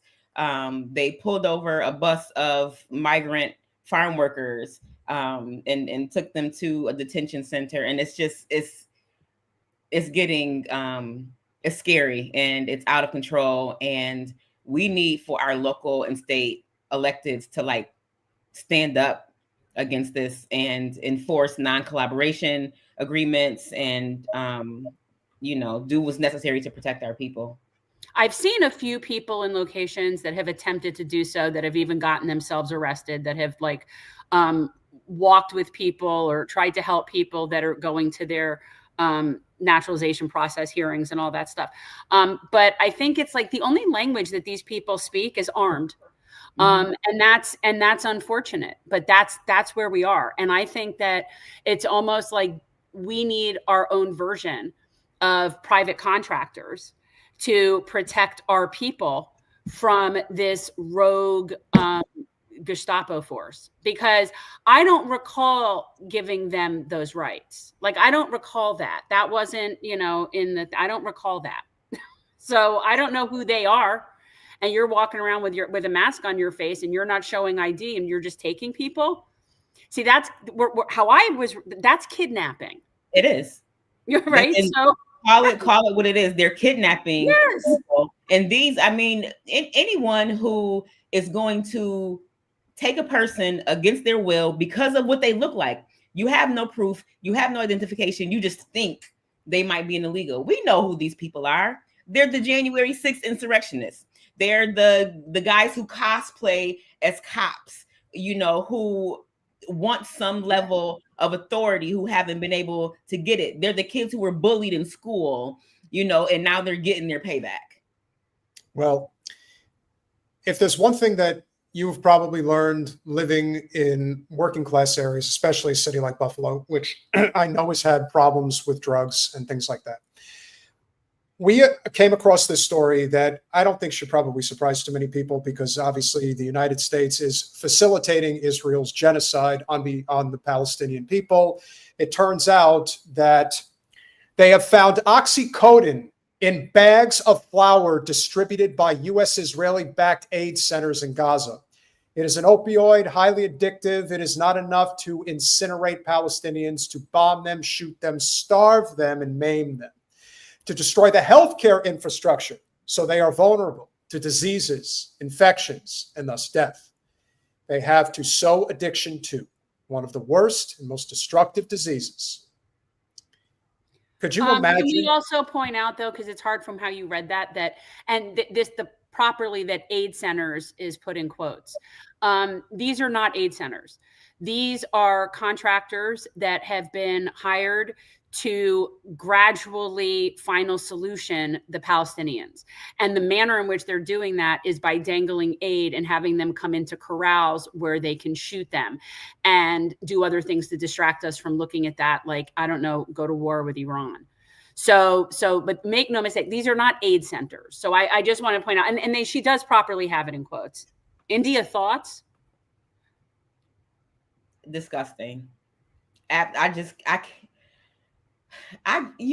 a person who actually cares about people, sometimes it's incomprehensible to me how people can just be so damn evil. Like, how do they live with themselves? How do they sleep at night? How do they hug their children? And how do they believe that there's any salvation for their souls? Yeah. It's not just that. There are people that truly take joy in the suffering of others. And one of the things that ends up happening, and again, the drug trade is predicated on the idea that a few people get rich and so many more have to suffer as a result.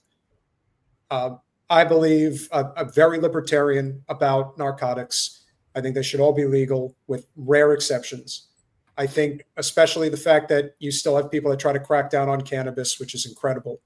If everybody had the ability to smoke cannabis, there probably would be a lot less crossover into pills and, different types of drugs, Ambien, Oxycodone. Okay. Yeah. And I'm seeing a lot of people talk about the Sacklers. Yeah. Prison would be to me, the lenient end of where the Sacklers should be. And again, I don't support the death penalty, but I'm a big fan of vigilante justice. So we'll just let you guys go with that. The Sacklers are some of the biggest pieces of shit that we have.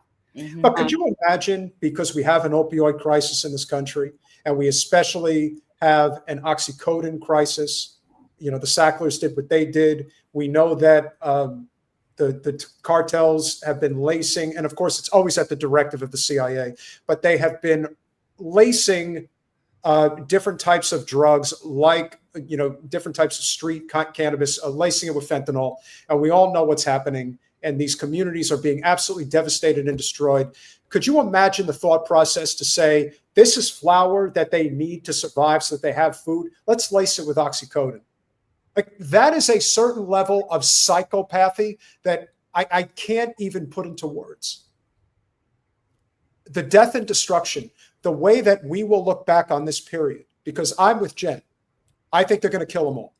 Now, we cannot let what is happening to the Palestinians go in vain. That's our responsibility, to make sure the people that did this pay for what they did. But watching it in real time is absolutely horrifying. And the fact that people are silent about this is incredible. Now, obviously, one of the things that's changed since the last time you were on our channel is we have actually hit our stride for the first time. And we're putting out clips now that are getting 20, 30, 40, even 100 to 200,000 views. And what we're hoping is that enough people are going to see this so that they recognize just how devastating this genocide really is. It's not just one layer, it's many. And this is a level of sadistic behavior that is in line with the worst atrocities of Mao Zedong, Joseph Stalin, and Adolf Hitler, and anything that has happened in other parts of the world like Sudan and Somalia and Yemen that we don't hear about. And it's done on purpose. There are people that truly want to hurt. It's not just enough to kill people. They want them to suffer while they're dying. And we have people that pull the levers of power in this country, like Kirsten Gillibrand, who probably enjoy it. But to the liberal fuckheads in this country who think, well, she's a Democrat, she can't possibly think like that. Trust me, they are infinitely more sinister than the out front conservatives that exist. Well, she's more concerned about the feelings of elitist, suburban white Zios than she is about the death of Palestinian people. But that's also because she values white lives more. And that's really what this comes down. I mean, I've been saying that from the beginning. The white supremacy with the Zios is off the chart. And this is just, like, they don't think of them as real people. Have you not noticed this, India? And that's the thing, right? Is it's like the only thing worse than feelings of enjoyment is a complete indifference, as if these people just don't matter. So the outcome is not is of concern to any of these people who are supporting these endless wars and these genocides and this clear attempt to further degrade and degrade the societal fabric of these people who've already been decimated by bombings and destruction of their basic infrastructure. And now you're consuming substances without knowledge, and then even if they survive that, when it's ultimately taken away and they're going through withdrawals and they're physically ill and have a physical dependence and don't know why, it makes it even worse. Like, what the I just can't. You're allowed to cuss on this channel. I mean, this is why I need the rage-o-meter. I need a rage-o-meter.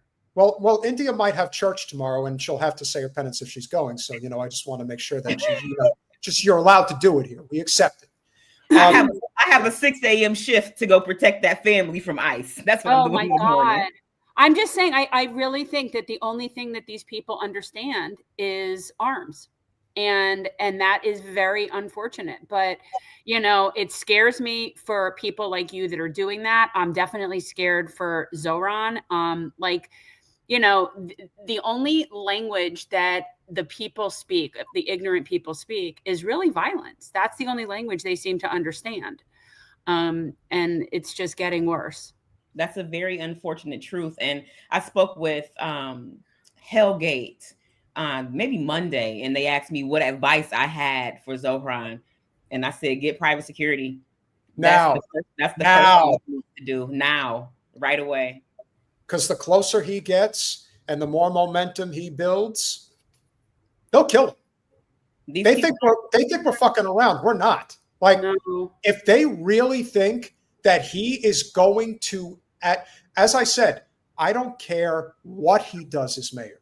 He could be a lame duck for 4 effing years. He has already accomplished more than most people ever will in politics. He is breaking the Israel lobby stranglehold over our nation. That is a victory within itself that I can't even put into words. He is a Muslim. He is a socialist. He is unabashedly pro-populist policies. And it flies in the face of everything that the Zionist movement is about, that the richest city in the world is about. And they are so panicked by him that they're trying to resuscitate Eric Adams, a guy that they had cast aside, who is a crook. Mm-hmm. Didn't matter. They're like, now we're going to pump him up with so much money, it's going to be coming out his ears. That's how it is. But people see it now. And people should see this and understand just how cruel these things are. You think that this only happened here? Colin, scroll down a little bit, please. There's a little bit more to this. Can you do it, or he has to do it? No, Colin's got to do it. Yeah. Okay. I don't know if that's so. Can't actually read. No, scroll up. I don't know if there's anything you can do to. Yeah, I think you might be able to adjust it that way. Okay. Government Media Office has expressed its deep concern and condemnation of the discovery of narcotic pills of the type Oxycodone inside flower bags distributed by the U.S. and Israeli-backed aid centers in the enclave. And again, there's no point. It's been proven. Lord knows how much worse it actually is. This is the type of stuff. This is what went on during many different periods throughout history. This is what went on during Vietnam. This is also one of the reasons why so much of the growth, my grandmother, my late grandmother, who lived in Canarsie, one of the roughest neighborhoods in New York. But she and my late grandfather would always talk about how if you ever wanted to know what was going to trend in society in terms of clothes, cars, different types of, societal styles that would become popular. Where does it start? It started in Harlem. That's where it would start. And anything that was relevant started in Harlem. And then we had Vietnam, and the black communities starting in Harlem and many other places were destroyed. Why were they destroyed? Because that's where they trafficked all the drugs. They talked about it in The Godfather, for God's sake. They're around. Well, and that's a historical document right there. I mean, they talked about it in The Godfather. That must be true. Well, but it is true, because that's where, you make a movie. And this is the thing that I always found so interesting. You get people like Frank Lucas, who was glorified by Denzel Washington. You get Tony Montana, glorified by Al Pacino. And then you get Gordon Gekko, glorified by Michael Douglas. And it's like, you guys clearly didn't get the message of the movie, did you? You actually got the wrong message. And that's what ends up happening here. And this is why it's like, I got rich from drugs. Yeah, a bunch of people have to die and communities have to suffer as a result. But hey, I'm living high on the hog. And that's always been the defense of it. That has always been what it's about. It's not about how these lives get destroyed. That is the reason why unchecked capitalism is so dangerous, because everyone wants to be rich and they'll do anything to get there, no matter what destruction they leave in the wake. Yeah. And incredibly, that's how so much of this has changed. And so I did see something that said something about RFK, and again, not a fan, but one of the things that they're seeking to do is end the pharmaceutical ads. Now, that is something I have been in favor of forever and a day. So, I am so sick of watching that crap on TV. No, RFK I am so sick of the pharmaceutical ads. Quietly but effectively, RFK actually has a very big win that apparently is going to go into effect. Red dye is being removed from all foods in the United States. I can't believe we're having to celebrate that, but okay. Yeah, well, of course, because if you take the same foods, you go over to Europe, and 23. I was just there, and their food is better. Their food is banned. Why are they banned? Because it's poison.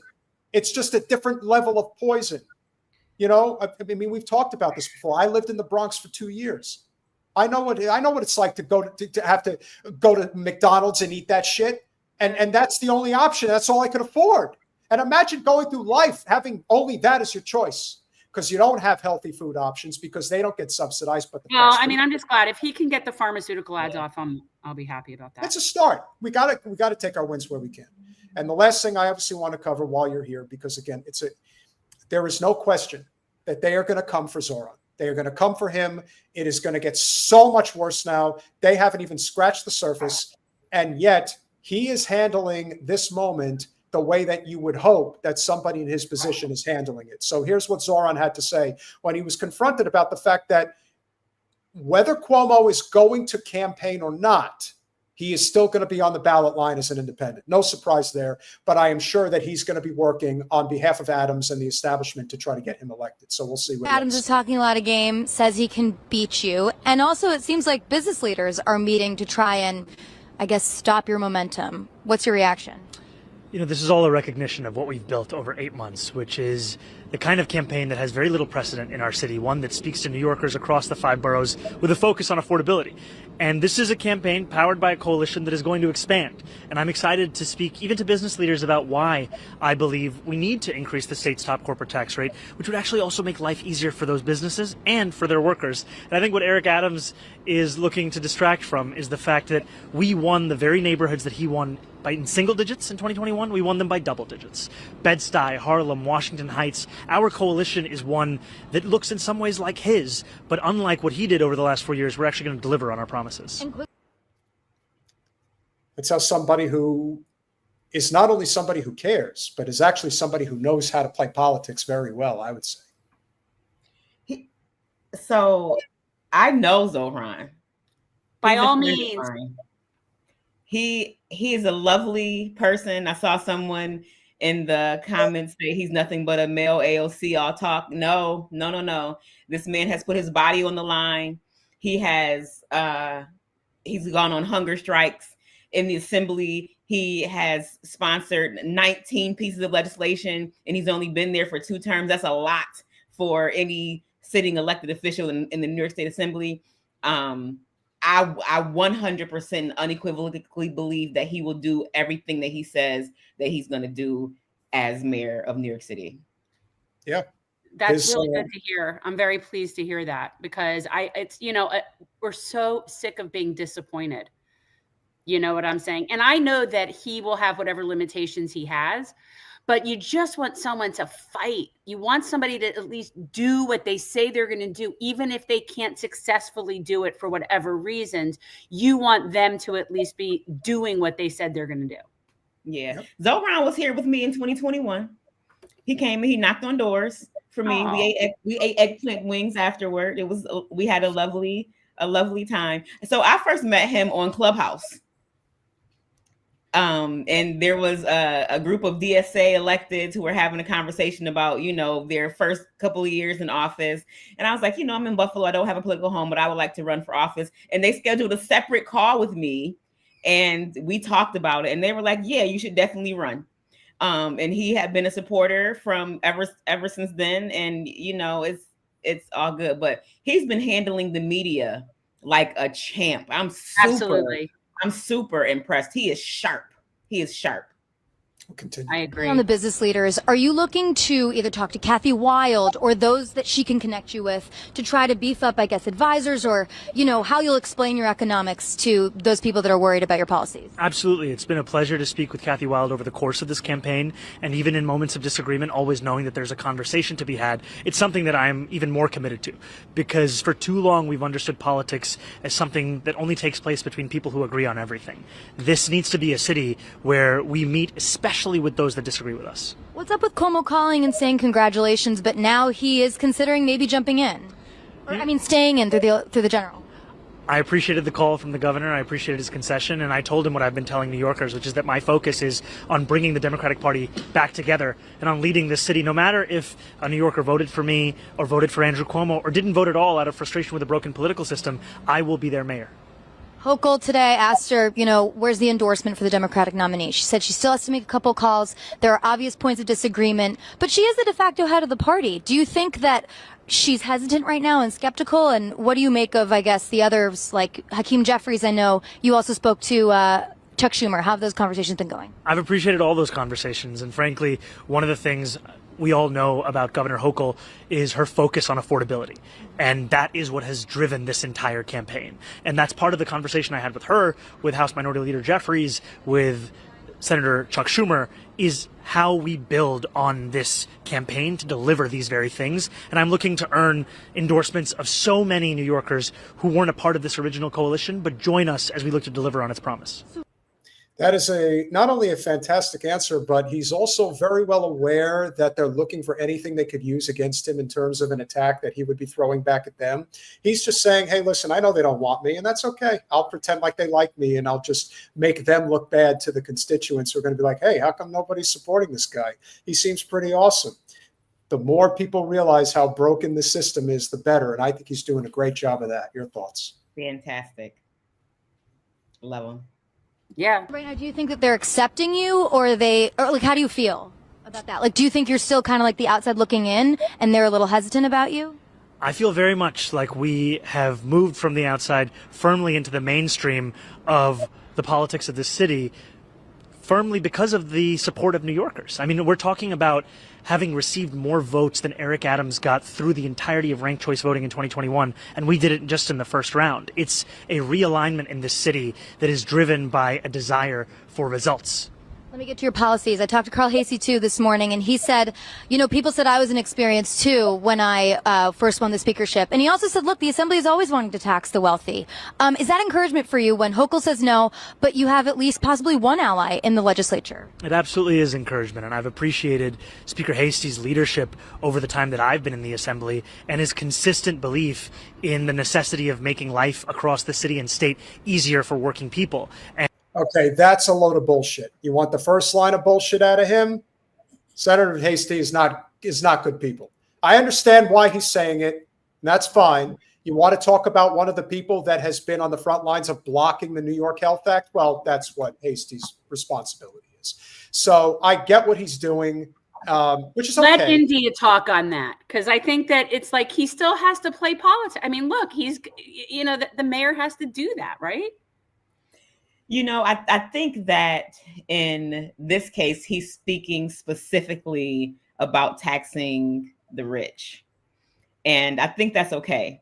And I think that this is a game of not saying what you don't have to say. I did a lot of that, and I still do.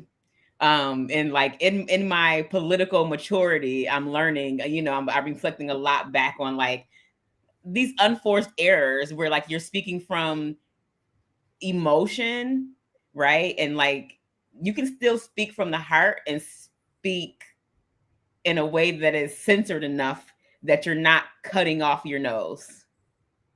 I'll say that.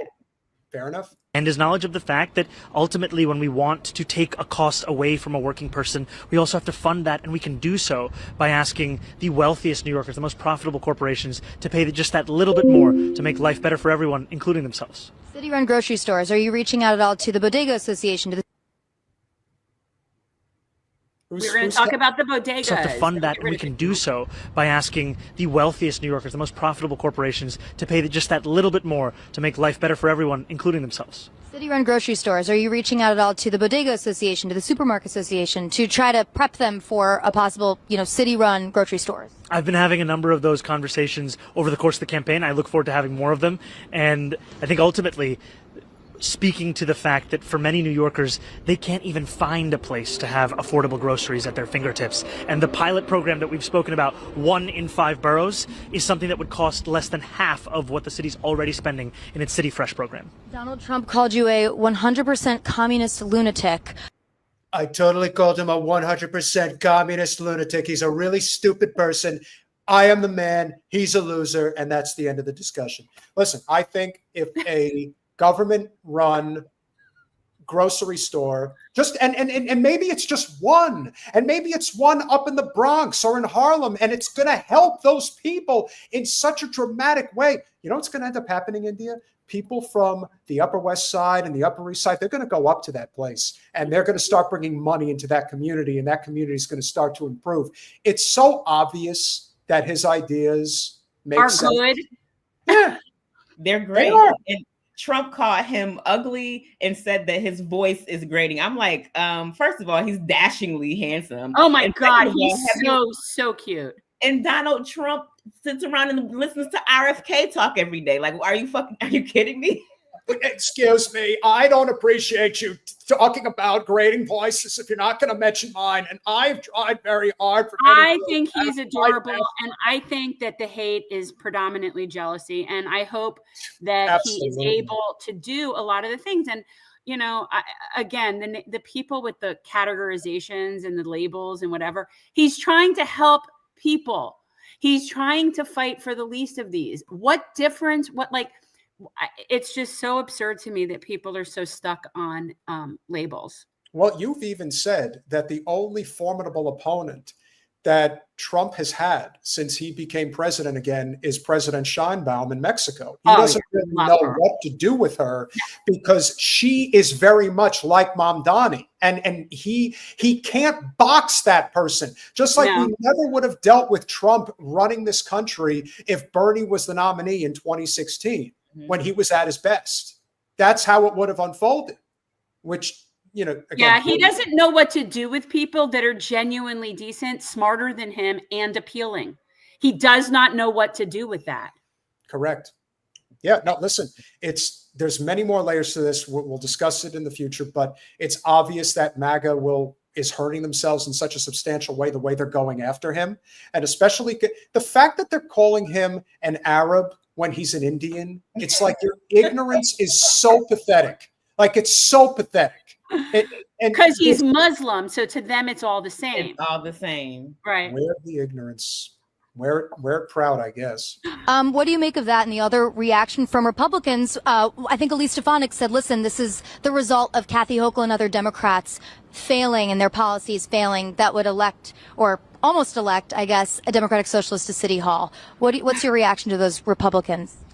I think ultimately they are looking to take away from the fact that we won this race through a focus on affordability. And they're looking to distract from that because of the fact that they have looked to exploit that very issue time and time again without delivering on it. President Trump ran an entire campaign on the premise of cheaper groceries and better cost of living and the persecution of political enemies. And he has failed in the first and the second and only delivered in the third. And so it makes sense that he would spend more time talking about how I look and how I sound and who I am than what I'm fighting for, because to do so would bring attention to the fact that he claimed to do the same and has delivered on none of it.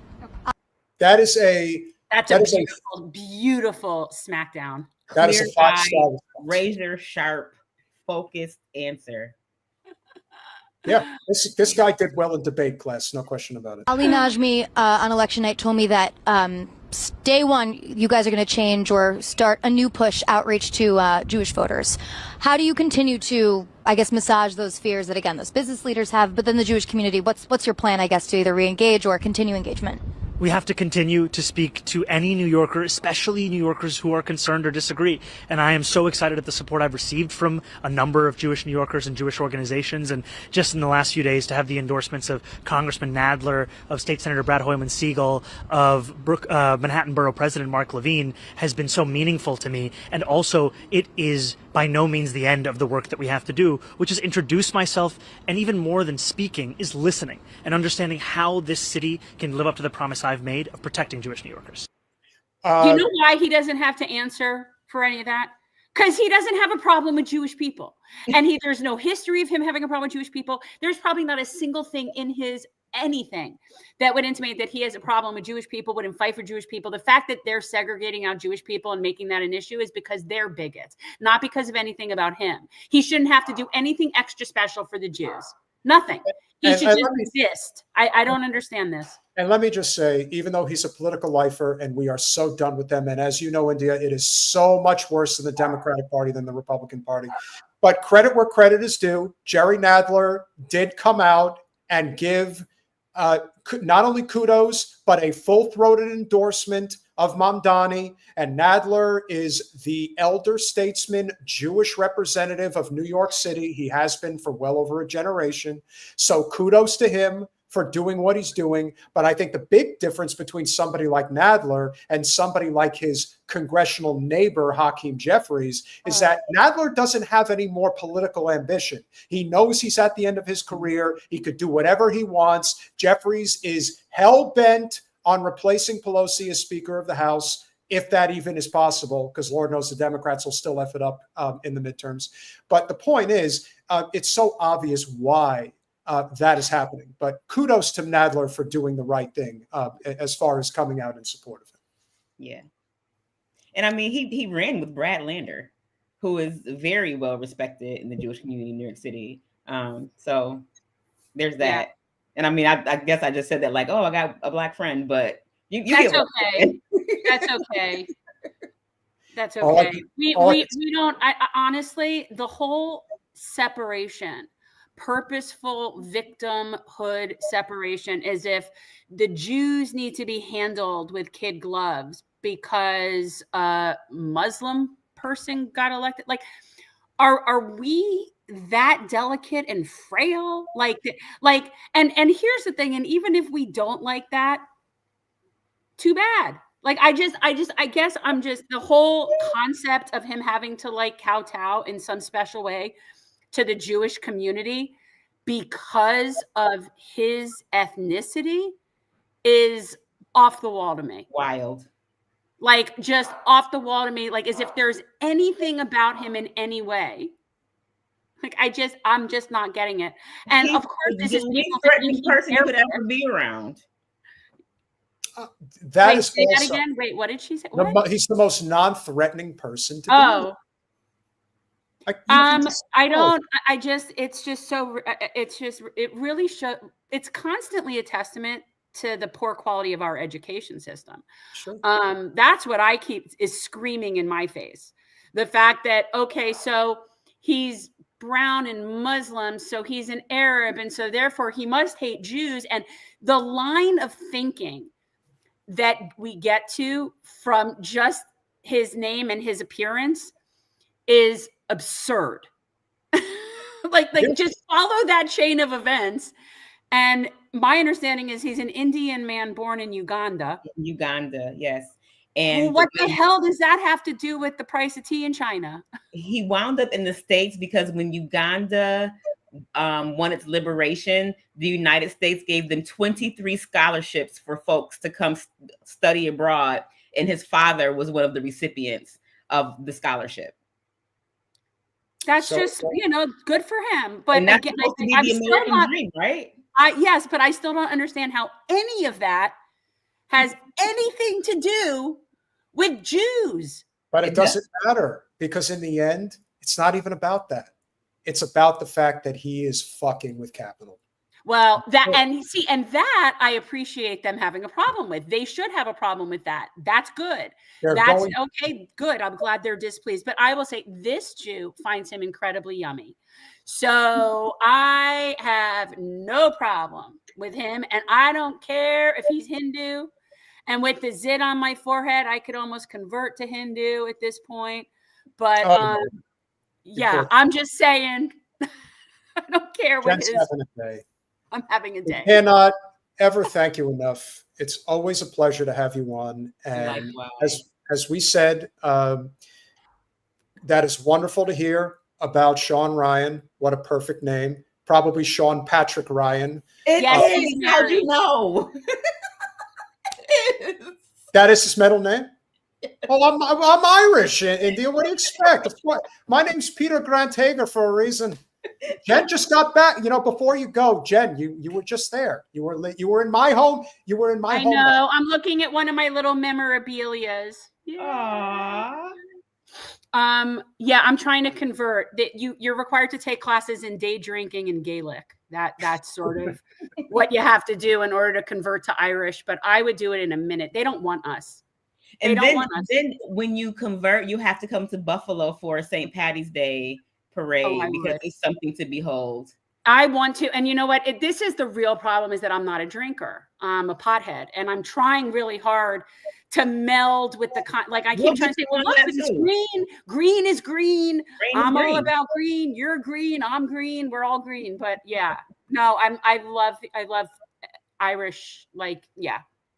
It was Jen, so. I'm going to make a false suggestion for you. And this would actually be at a time of year where you could tolerate Buffalo. I The like Dolphins, Buffalo. the Dolphins visit the Bills. It's actually, Oh, I believe it's Sunday night football, September 18th. Oh my goodness. So if you're thinking about potentially going to, I mean, listen, it's a lot tougher to Why go are to you Buffalo. trying to start fights between me and India? India know will- The Buffalo Bills fans are not Patriots fans. They're not like No, that. I know that, but it's, you know, we still have a rivalry. I'm still going to have to go there and root for my Finns. The rivalry is not over because we know that we just been killing y'all for the last few seasons. I know, so, like, it's so unfair. it's a done deal. We haven't had a consistent coach until now, and it takes a little while. That's the problem. I mean, yeah, we're sad, and our owner is a piece of shit. I mean, we got some issues. You can wear your Dolphins jersey, and people will still share their beer with you. Like they don't call us the best fans in the NFL for nothing. No, well, I know. I like Buffalo. I've always liked Buffalo. I mean, don't get me wrong. Your owners suck, and Lord knows they may be Zionists in their own right. But what I will say, if there is one thing we know about Stephen Ross, he is as big a Zion-Nazi as you could possibly be. So, unfortunately, I think a lot of times teams kind of get. I believe in like the karmic alignment of the universe, and I think if you are I do believe in that. That's me. I believe in the karmic alignment of the universe. It's rubbed off on me a little bit.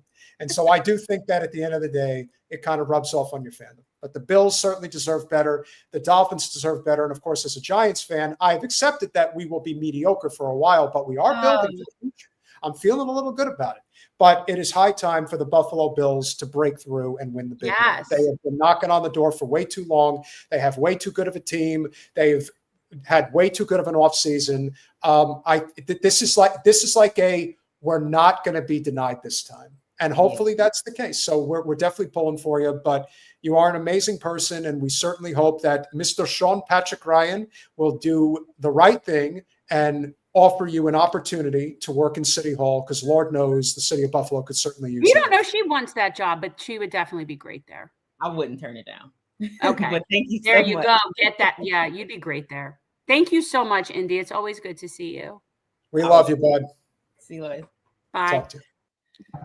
One of our favorites, of course. It always comes down to sporty games for you, doesn't it? It always comes down to your sporty games. She is a very big Buffalo Bills fan. And I know. Sailor, Jerry Swallow, thank you so much for the 2 Canadian A. Hello, all. I enjoy the show. We got a bunch of super chats that came through. Yeah. Land of the free, home of my rants. Thank you so much for the $10. Good day, everyone. This is how they would have to go about, because again, you cannot deport a citizen. So this would be the first step, is denaturalizing a naturalized citizen. Which brings me to address the person who was saying Zohran should run for president. As of right now, he wouldn't be able to.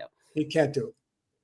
Well, no, I'm just saying we still have that natural born thing, and people debate it, people dispute it, but it is what it is. That is correct. Okay, so continue. We also got another $10 super chat from Land of the Free, home of my rants. It's a two-part. Two-parter. Thank you. Or committed a very serious crime against the U.S. government. Oh, he did commit a crime. He committed the crime of being part of the Democratic Socialists of America. And we just can't have that. So according to Ogles, he's going to charge him with a crime. Hey, keep making a mockery of our system, man. Faster it's going to break. Faster we can modify it or recreate something different, as Thomas Jefferson suggested we could do. Roger Meadows, thank you so much for the $5. Unions, DC 37, and teachers lobbied hard against the New York Health Act. After that, I was done with the unions. Time we start worker co-ops to drive up work lobby power. One of the reasons why the New York Health Act is the best option out there, despite what our good friend Mr. Grumbine would have to say about it, is that the New York Health Act is written in a way that is supposed to have federal backing for any shortfalls. And so if you were to do it that way, then the New York Health Act 100% would work. And they 100% have the money to fund it in a state like New York. So you can understand why they've worked so diligently to stop it. But the whole PR stunt of it's all about the Republicans, they're the ones who are stopping it. No, in the state of New York, it's the Democrats that are stopping the New York Health Act. That's a fact. In ICSI, I assume that's how you would say it. We're always happy to have our fellow Russians show up on our show. So we hope you're doing well. Inexizi. How much is 70 rubles? Can somebody explain in the chat exactly how much it is worth? As a Russian somewhere on the front line in Ukraine, I am also South African. South Africa is under attack from the opposition party, the DA, a Zionist Jewish Afrikaner party backed by the USA. I can't say I'm surprised. Of course, because he's an Afrikaner and Jewish. That's like a double win for no one ever. That is well, now we'll be accused of being Russian assets, Jen. So we officially have received rubles to our channel. So we should wear it proudly, you know, like a badge of honor, right? I believe 70, well, based on the color, I would assume that 70 rubles is about $10. It's probably something along those lines. Oh, so thank you. I know nothing about any of it. I appreciate any and all support. And I especially appreciate foreign support, because that is so important right now, I think, for us to be cross-pollinating with the people whose countries we portray as being the bad guys and the enemy. And I think it is so more important than ever for us to co-pollinate, cross-pollinate with all of those peoples, because we have so much more in common with the working peoples in Iran and Russia and China and all those places. And they are not our enemy. They are our friends, and we need them. They are part of the global intifada that is required. So it's really extra special to me when we do get people from foreign, especially, I have no idea what time it is where you are, but especially with the time difference. No, in Russia, depending on where he is, it's probably... Okay, Russia has like 10 time zones, Peter. I understand that. I'm saying that at the very least, it's tomorrow morning. That's all I'm saying. It could be yesterday. I don't know. Yes, but we are way out west now, so we are past where the sun sets. That makes me east of an asshole. No, you cannot be past where the sun sets. And it was moron. He's like, and I'm directly south of an asshole.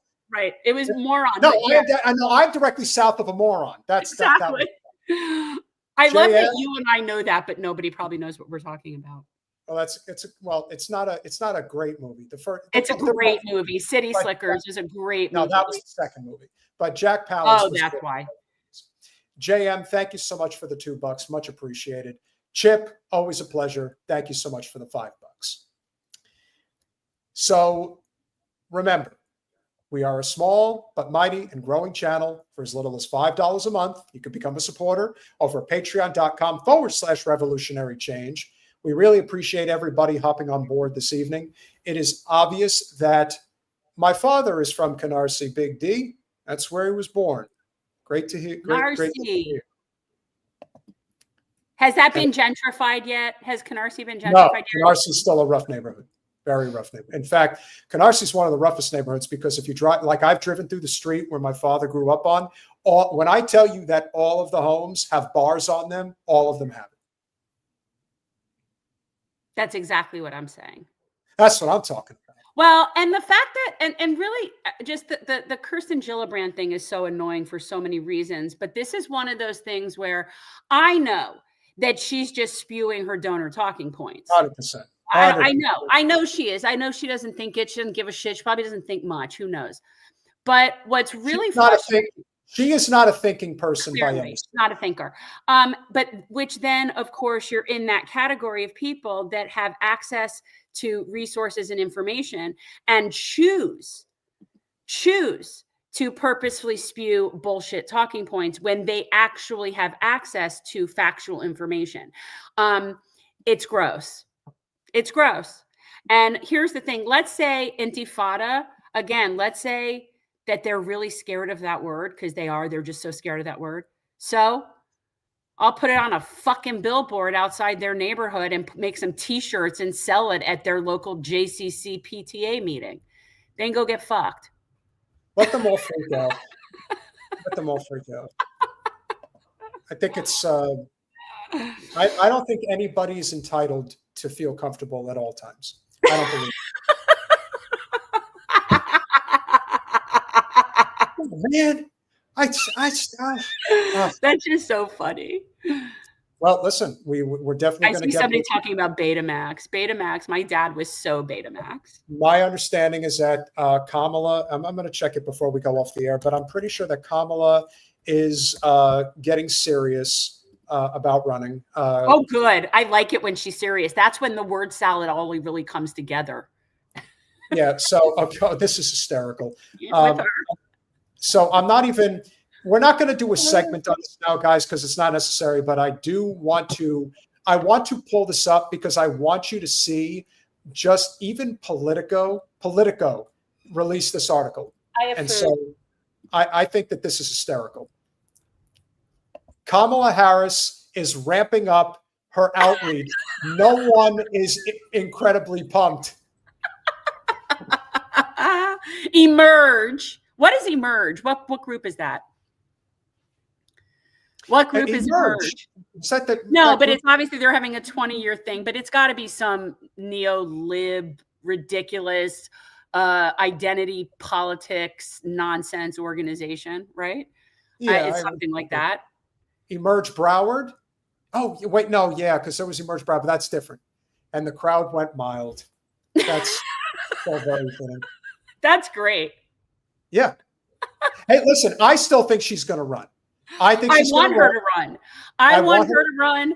I want her to have to stand on a stage and have to have an argument with Butch Ware and have that just because it will completely like if you think that Tulsi knocked the wind out of her sails the first time around, her standing against Butch Ware on a stage in a debate would be just the most I don't know. People will wonder, they'll start to really wonder, like I always have, how she really was the lead litigator in a state when she can't even speak without a script. So if you want to see the growth of a third party like the Greens in the state of California, you will get it if Kamala gets in the race. I love Norman. And yes, it's exactly a direct quote. She's a moron.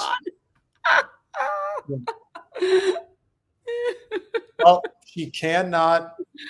You're afraid that Butch Ware will be too nice. Have you not seen him on our channel? No, he'll be civil and he'll be professional because he is civil and he is professional. But the thing is that it doesn't matter even if he's nice or not nice. The thing about when you have facts on your side, it's just, and the other person is struggling to form the word salads because the points are just not even adding up to make the proper salad, you know? I mean, leave it to one of our MVPs to have the response. Emerge, an organization for democratic women. So it's like an Emily's List kind of bullshit thing. Country club, liberal, privileged women. Okay, so it's the political junior league. Onward. Kamala, that's my line. That's my line, Chris Garrett. Kamala's Hillary in a Kamala suit. Listen, even if she were to run, do it. Because even if you win, you're only going to help facilitate the destruction of the Democratic Party. Yeah, no, so she can't. I just think it's great. And you know what they will do. You know what they will do. They will then have whatever PACs come in to support whoever the Republican person is, just like probably yes, because they cannot risk having Butch Ware be in the top two. No, they can't. But I also think that it's fair to say that if she does run and she clears the field, because Ro Khanna wants to do it. It's obvious that Ro is trying to plan a way to run for governor. But if she gets he won't challenge her. He doesn't. He's not that guy. He's not that person. I also don't think he'd be able to. I think that he wouldn't really be any better against Butch Ware. He would just be. He's a lot better in terms of he understands what he's talking about. But his party's, the history of his party the evidence speaks for itself. So he can only work with so much. You can only say so much when there's facts. And facts are very inconvenient for these people. Not only that, but the one thing I will say, and this gets directed at both Kamala and Ro. Now, we all know Ro is an Indian man, and Kamala is an Indian woman, even though she likes to pretend that she isn't. the fact that they have said nothing about Zohran in coming to his defense speaks volumes. Well, they're okay with him being portrayed as Arabic. That suits them. I don't even know if it's so much that. I think that it's all about what suits their career. That's what I'm saying. They don't care. One of this also gets back to the fact that we did a clip the other day, and we have caught a lot of shit from AOC's fans because they didn't like. AOC doesn't really have fans, though. She really doesn't. Again, I think it's sort of like the K-Hive. I think it's a combination of bots, paid operatives, and a bunch of like lib women who now think that they're hip and cool and radical for supporting someone like AOC. Well, who else are her people? To be fair, I will also say that one of the things that is always fun, I don't understand people that feel the need to come to our channel, comment, and let us know that they're unsubscribing. It's like, listen, if you're going to do it, just do it. Who did that? You don't understand what it means to build coalitions. Alex does. I am unsubscribing from this channel. Oh, please do. Bye-bye. Okay. Exactly. I mean, Thank you. Take India Walton came on with you. Yeah, India Walton said that Zohran is not AOC, and AOC sure as hell is not Zohran. So you heard it from the actual person who went through this shit once before a few years ago. Well, there's that in the fact that we also know the people that were behind the scenes in the creation of AOC and what she really was always from the beginning. So there's a lot of variables wherein we can distinguish those two people, but none of those things has anything to do with her being an opportunistic, self-serving person and not being what she really claimed that she would be. So she puts herself in front of the camera when it has nothing to do with her. Yeah, bye-bye. You know what a real supporter is? We've pointed this out before. Remember, Alex endorsed Zohran 3 weeks prior to Election Day, which is a week and a half before early voting even started. Which means, explain why. It's calculated. But why? I don't know. Why, Jen? Well, it was when the polls were showing that it was a safe bet. Correct. It was only when it looked like it could potentially be safe. And that's it. It wasn't based on anything other than that. It had nothing to do with principle. It had nothing to do with anything. Right. So let's just be very clear. And with her in particular, her endorsements are completely self-serving and calculated. 100%. How about the fact that she endorsed Zohran and she didn't even make an announcement on even social media? She waited like a week before she even mentioned something. The corporate media had to put it out there that she said, oh yeah, I'm supporting Zohran.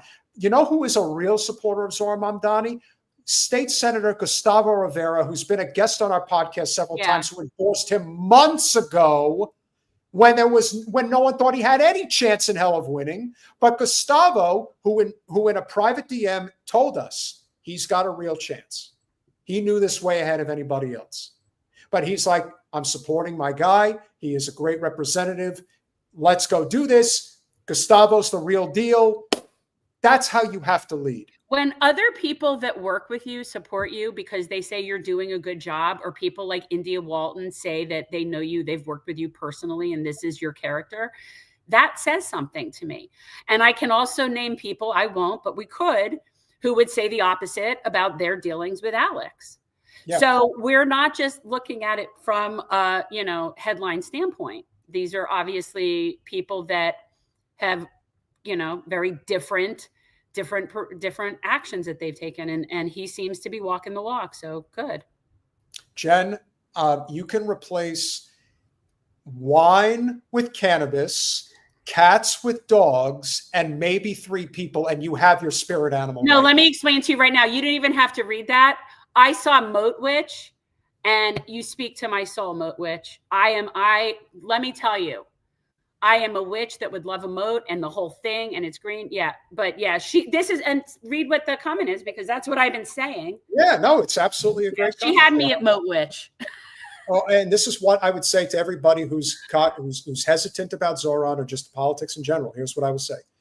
Just remember, they are going to come at him with everything he's got, with everything they got. He just has to make sure that he stays true to what he's fighting for. And people will know for sure where he's at, because it'll be obvious. I am giving him the benefit of the doubt for now. Give him the benefit of the doubt for now. And as India suggested, get yourself a security team. And speaking of which, on Monday, we will be speaking with Shama Sawant, who is running as an independent for Congress against one of the most underrated Zionazis in politics, Congressman Adam Smith from the Pacific Northwest. So you're going to want to be here for that conversation. And then on Thursday, we will be speaking with our good friend Jamal Thomas prior to the 4th of July. So with that said, smash that like button. Make sure you're subscribed. I saw somebody ask what's a moat witch. What's a moat witch? What's a moat witch? Let me finish. Okay. Subscribe.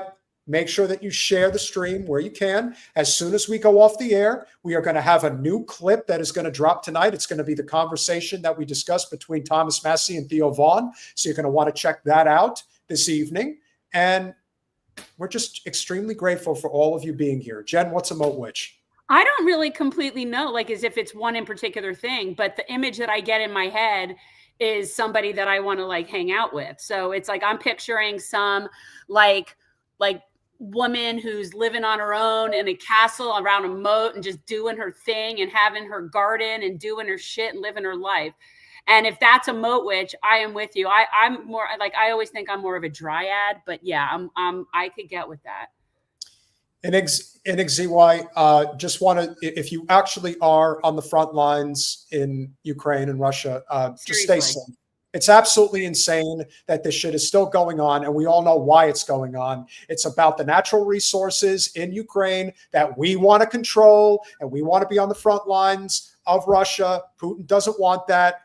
We get it. It is what it is. We all seeing now what BlackRock and Vanguard and all of them are trying to do to rebuild Kiev and all the places within Ukraine. So you mean a druid? Oh, Jen, are you a druid? No, Miranda Fair, dryad, D-R-Y-A-D, dryad. Yeah, I identify as a dryad. Yeah, I live by the mountain. That is the last stop for witches before Bloxburg. There you go. Fine by me. I'm coming. That's my people. So with that said, and it has nothing to do with that. It relates to where I work, but I'm a state employee. Okay, see, I was going off on a whole thing. You know what I mean? Would certainly appear. Well, I like my. We're all having our fun here. We appreciate you all being here. My story was better. Your stories are decent. I'll give you that. It does look like tonight was a more consistent night compared to the others. Topped out at about 260, 270, something like that. But just the fact that we have this consistent growth is a testament to all of you guys for being here, for staying here for the entire 2.5-hour stream. We really appreciate you all. So continue to smash that like button, share, subscribe. You can mail us. You can mail us. That is a possibility. You always have to do that when I'm in the middle of my thing. Because I'll forget and then people don't get answered. Guys, if you want to bother us, just kidding. If you want to get in touch with us, we are still using our old email. That is the only old adage of our channel that we are keeping. You can email us at generationalchange@gmail.com. So if you do have any thoughts, suggestions, questions, recommendations, we take them all. So by all means, please don't hesitate to give us a holler. And free Palestine. Thank you all very much. We appreciate you all. We'll see you Monday. Jen? Free Palestine. Good night, guys.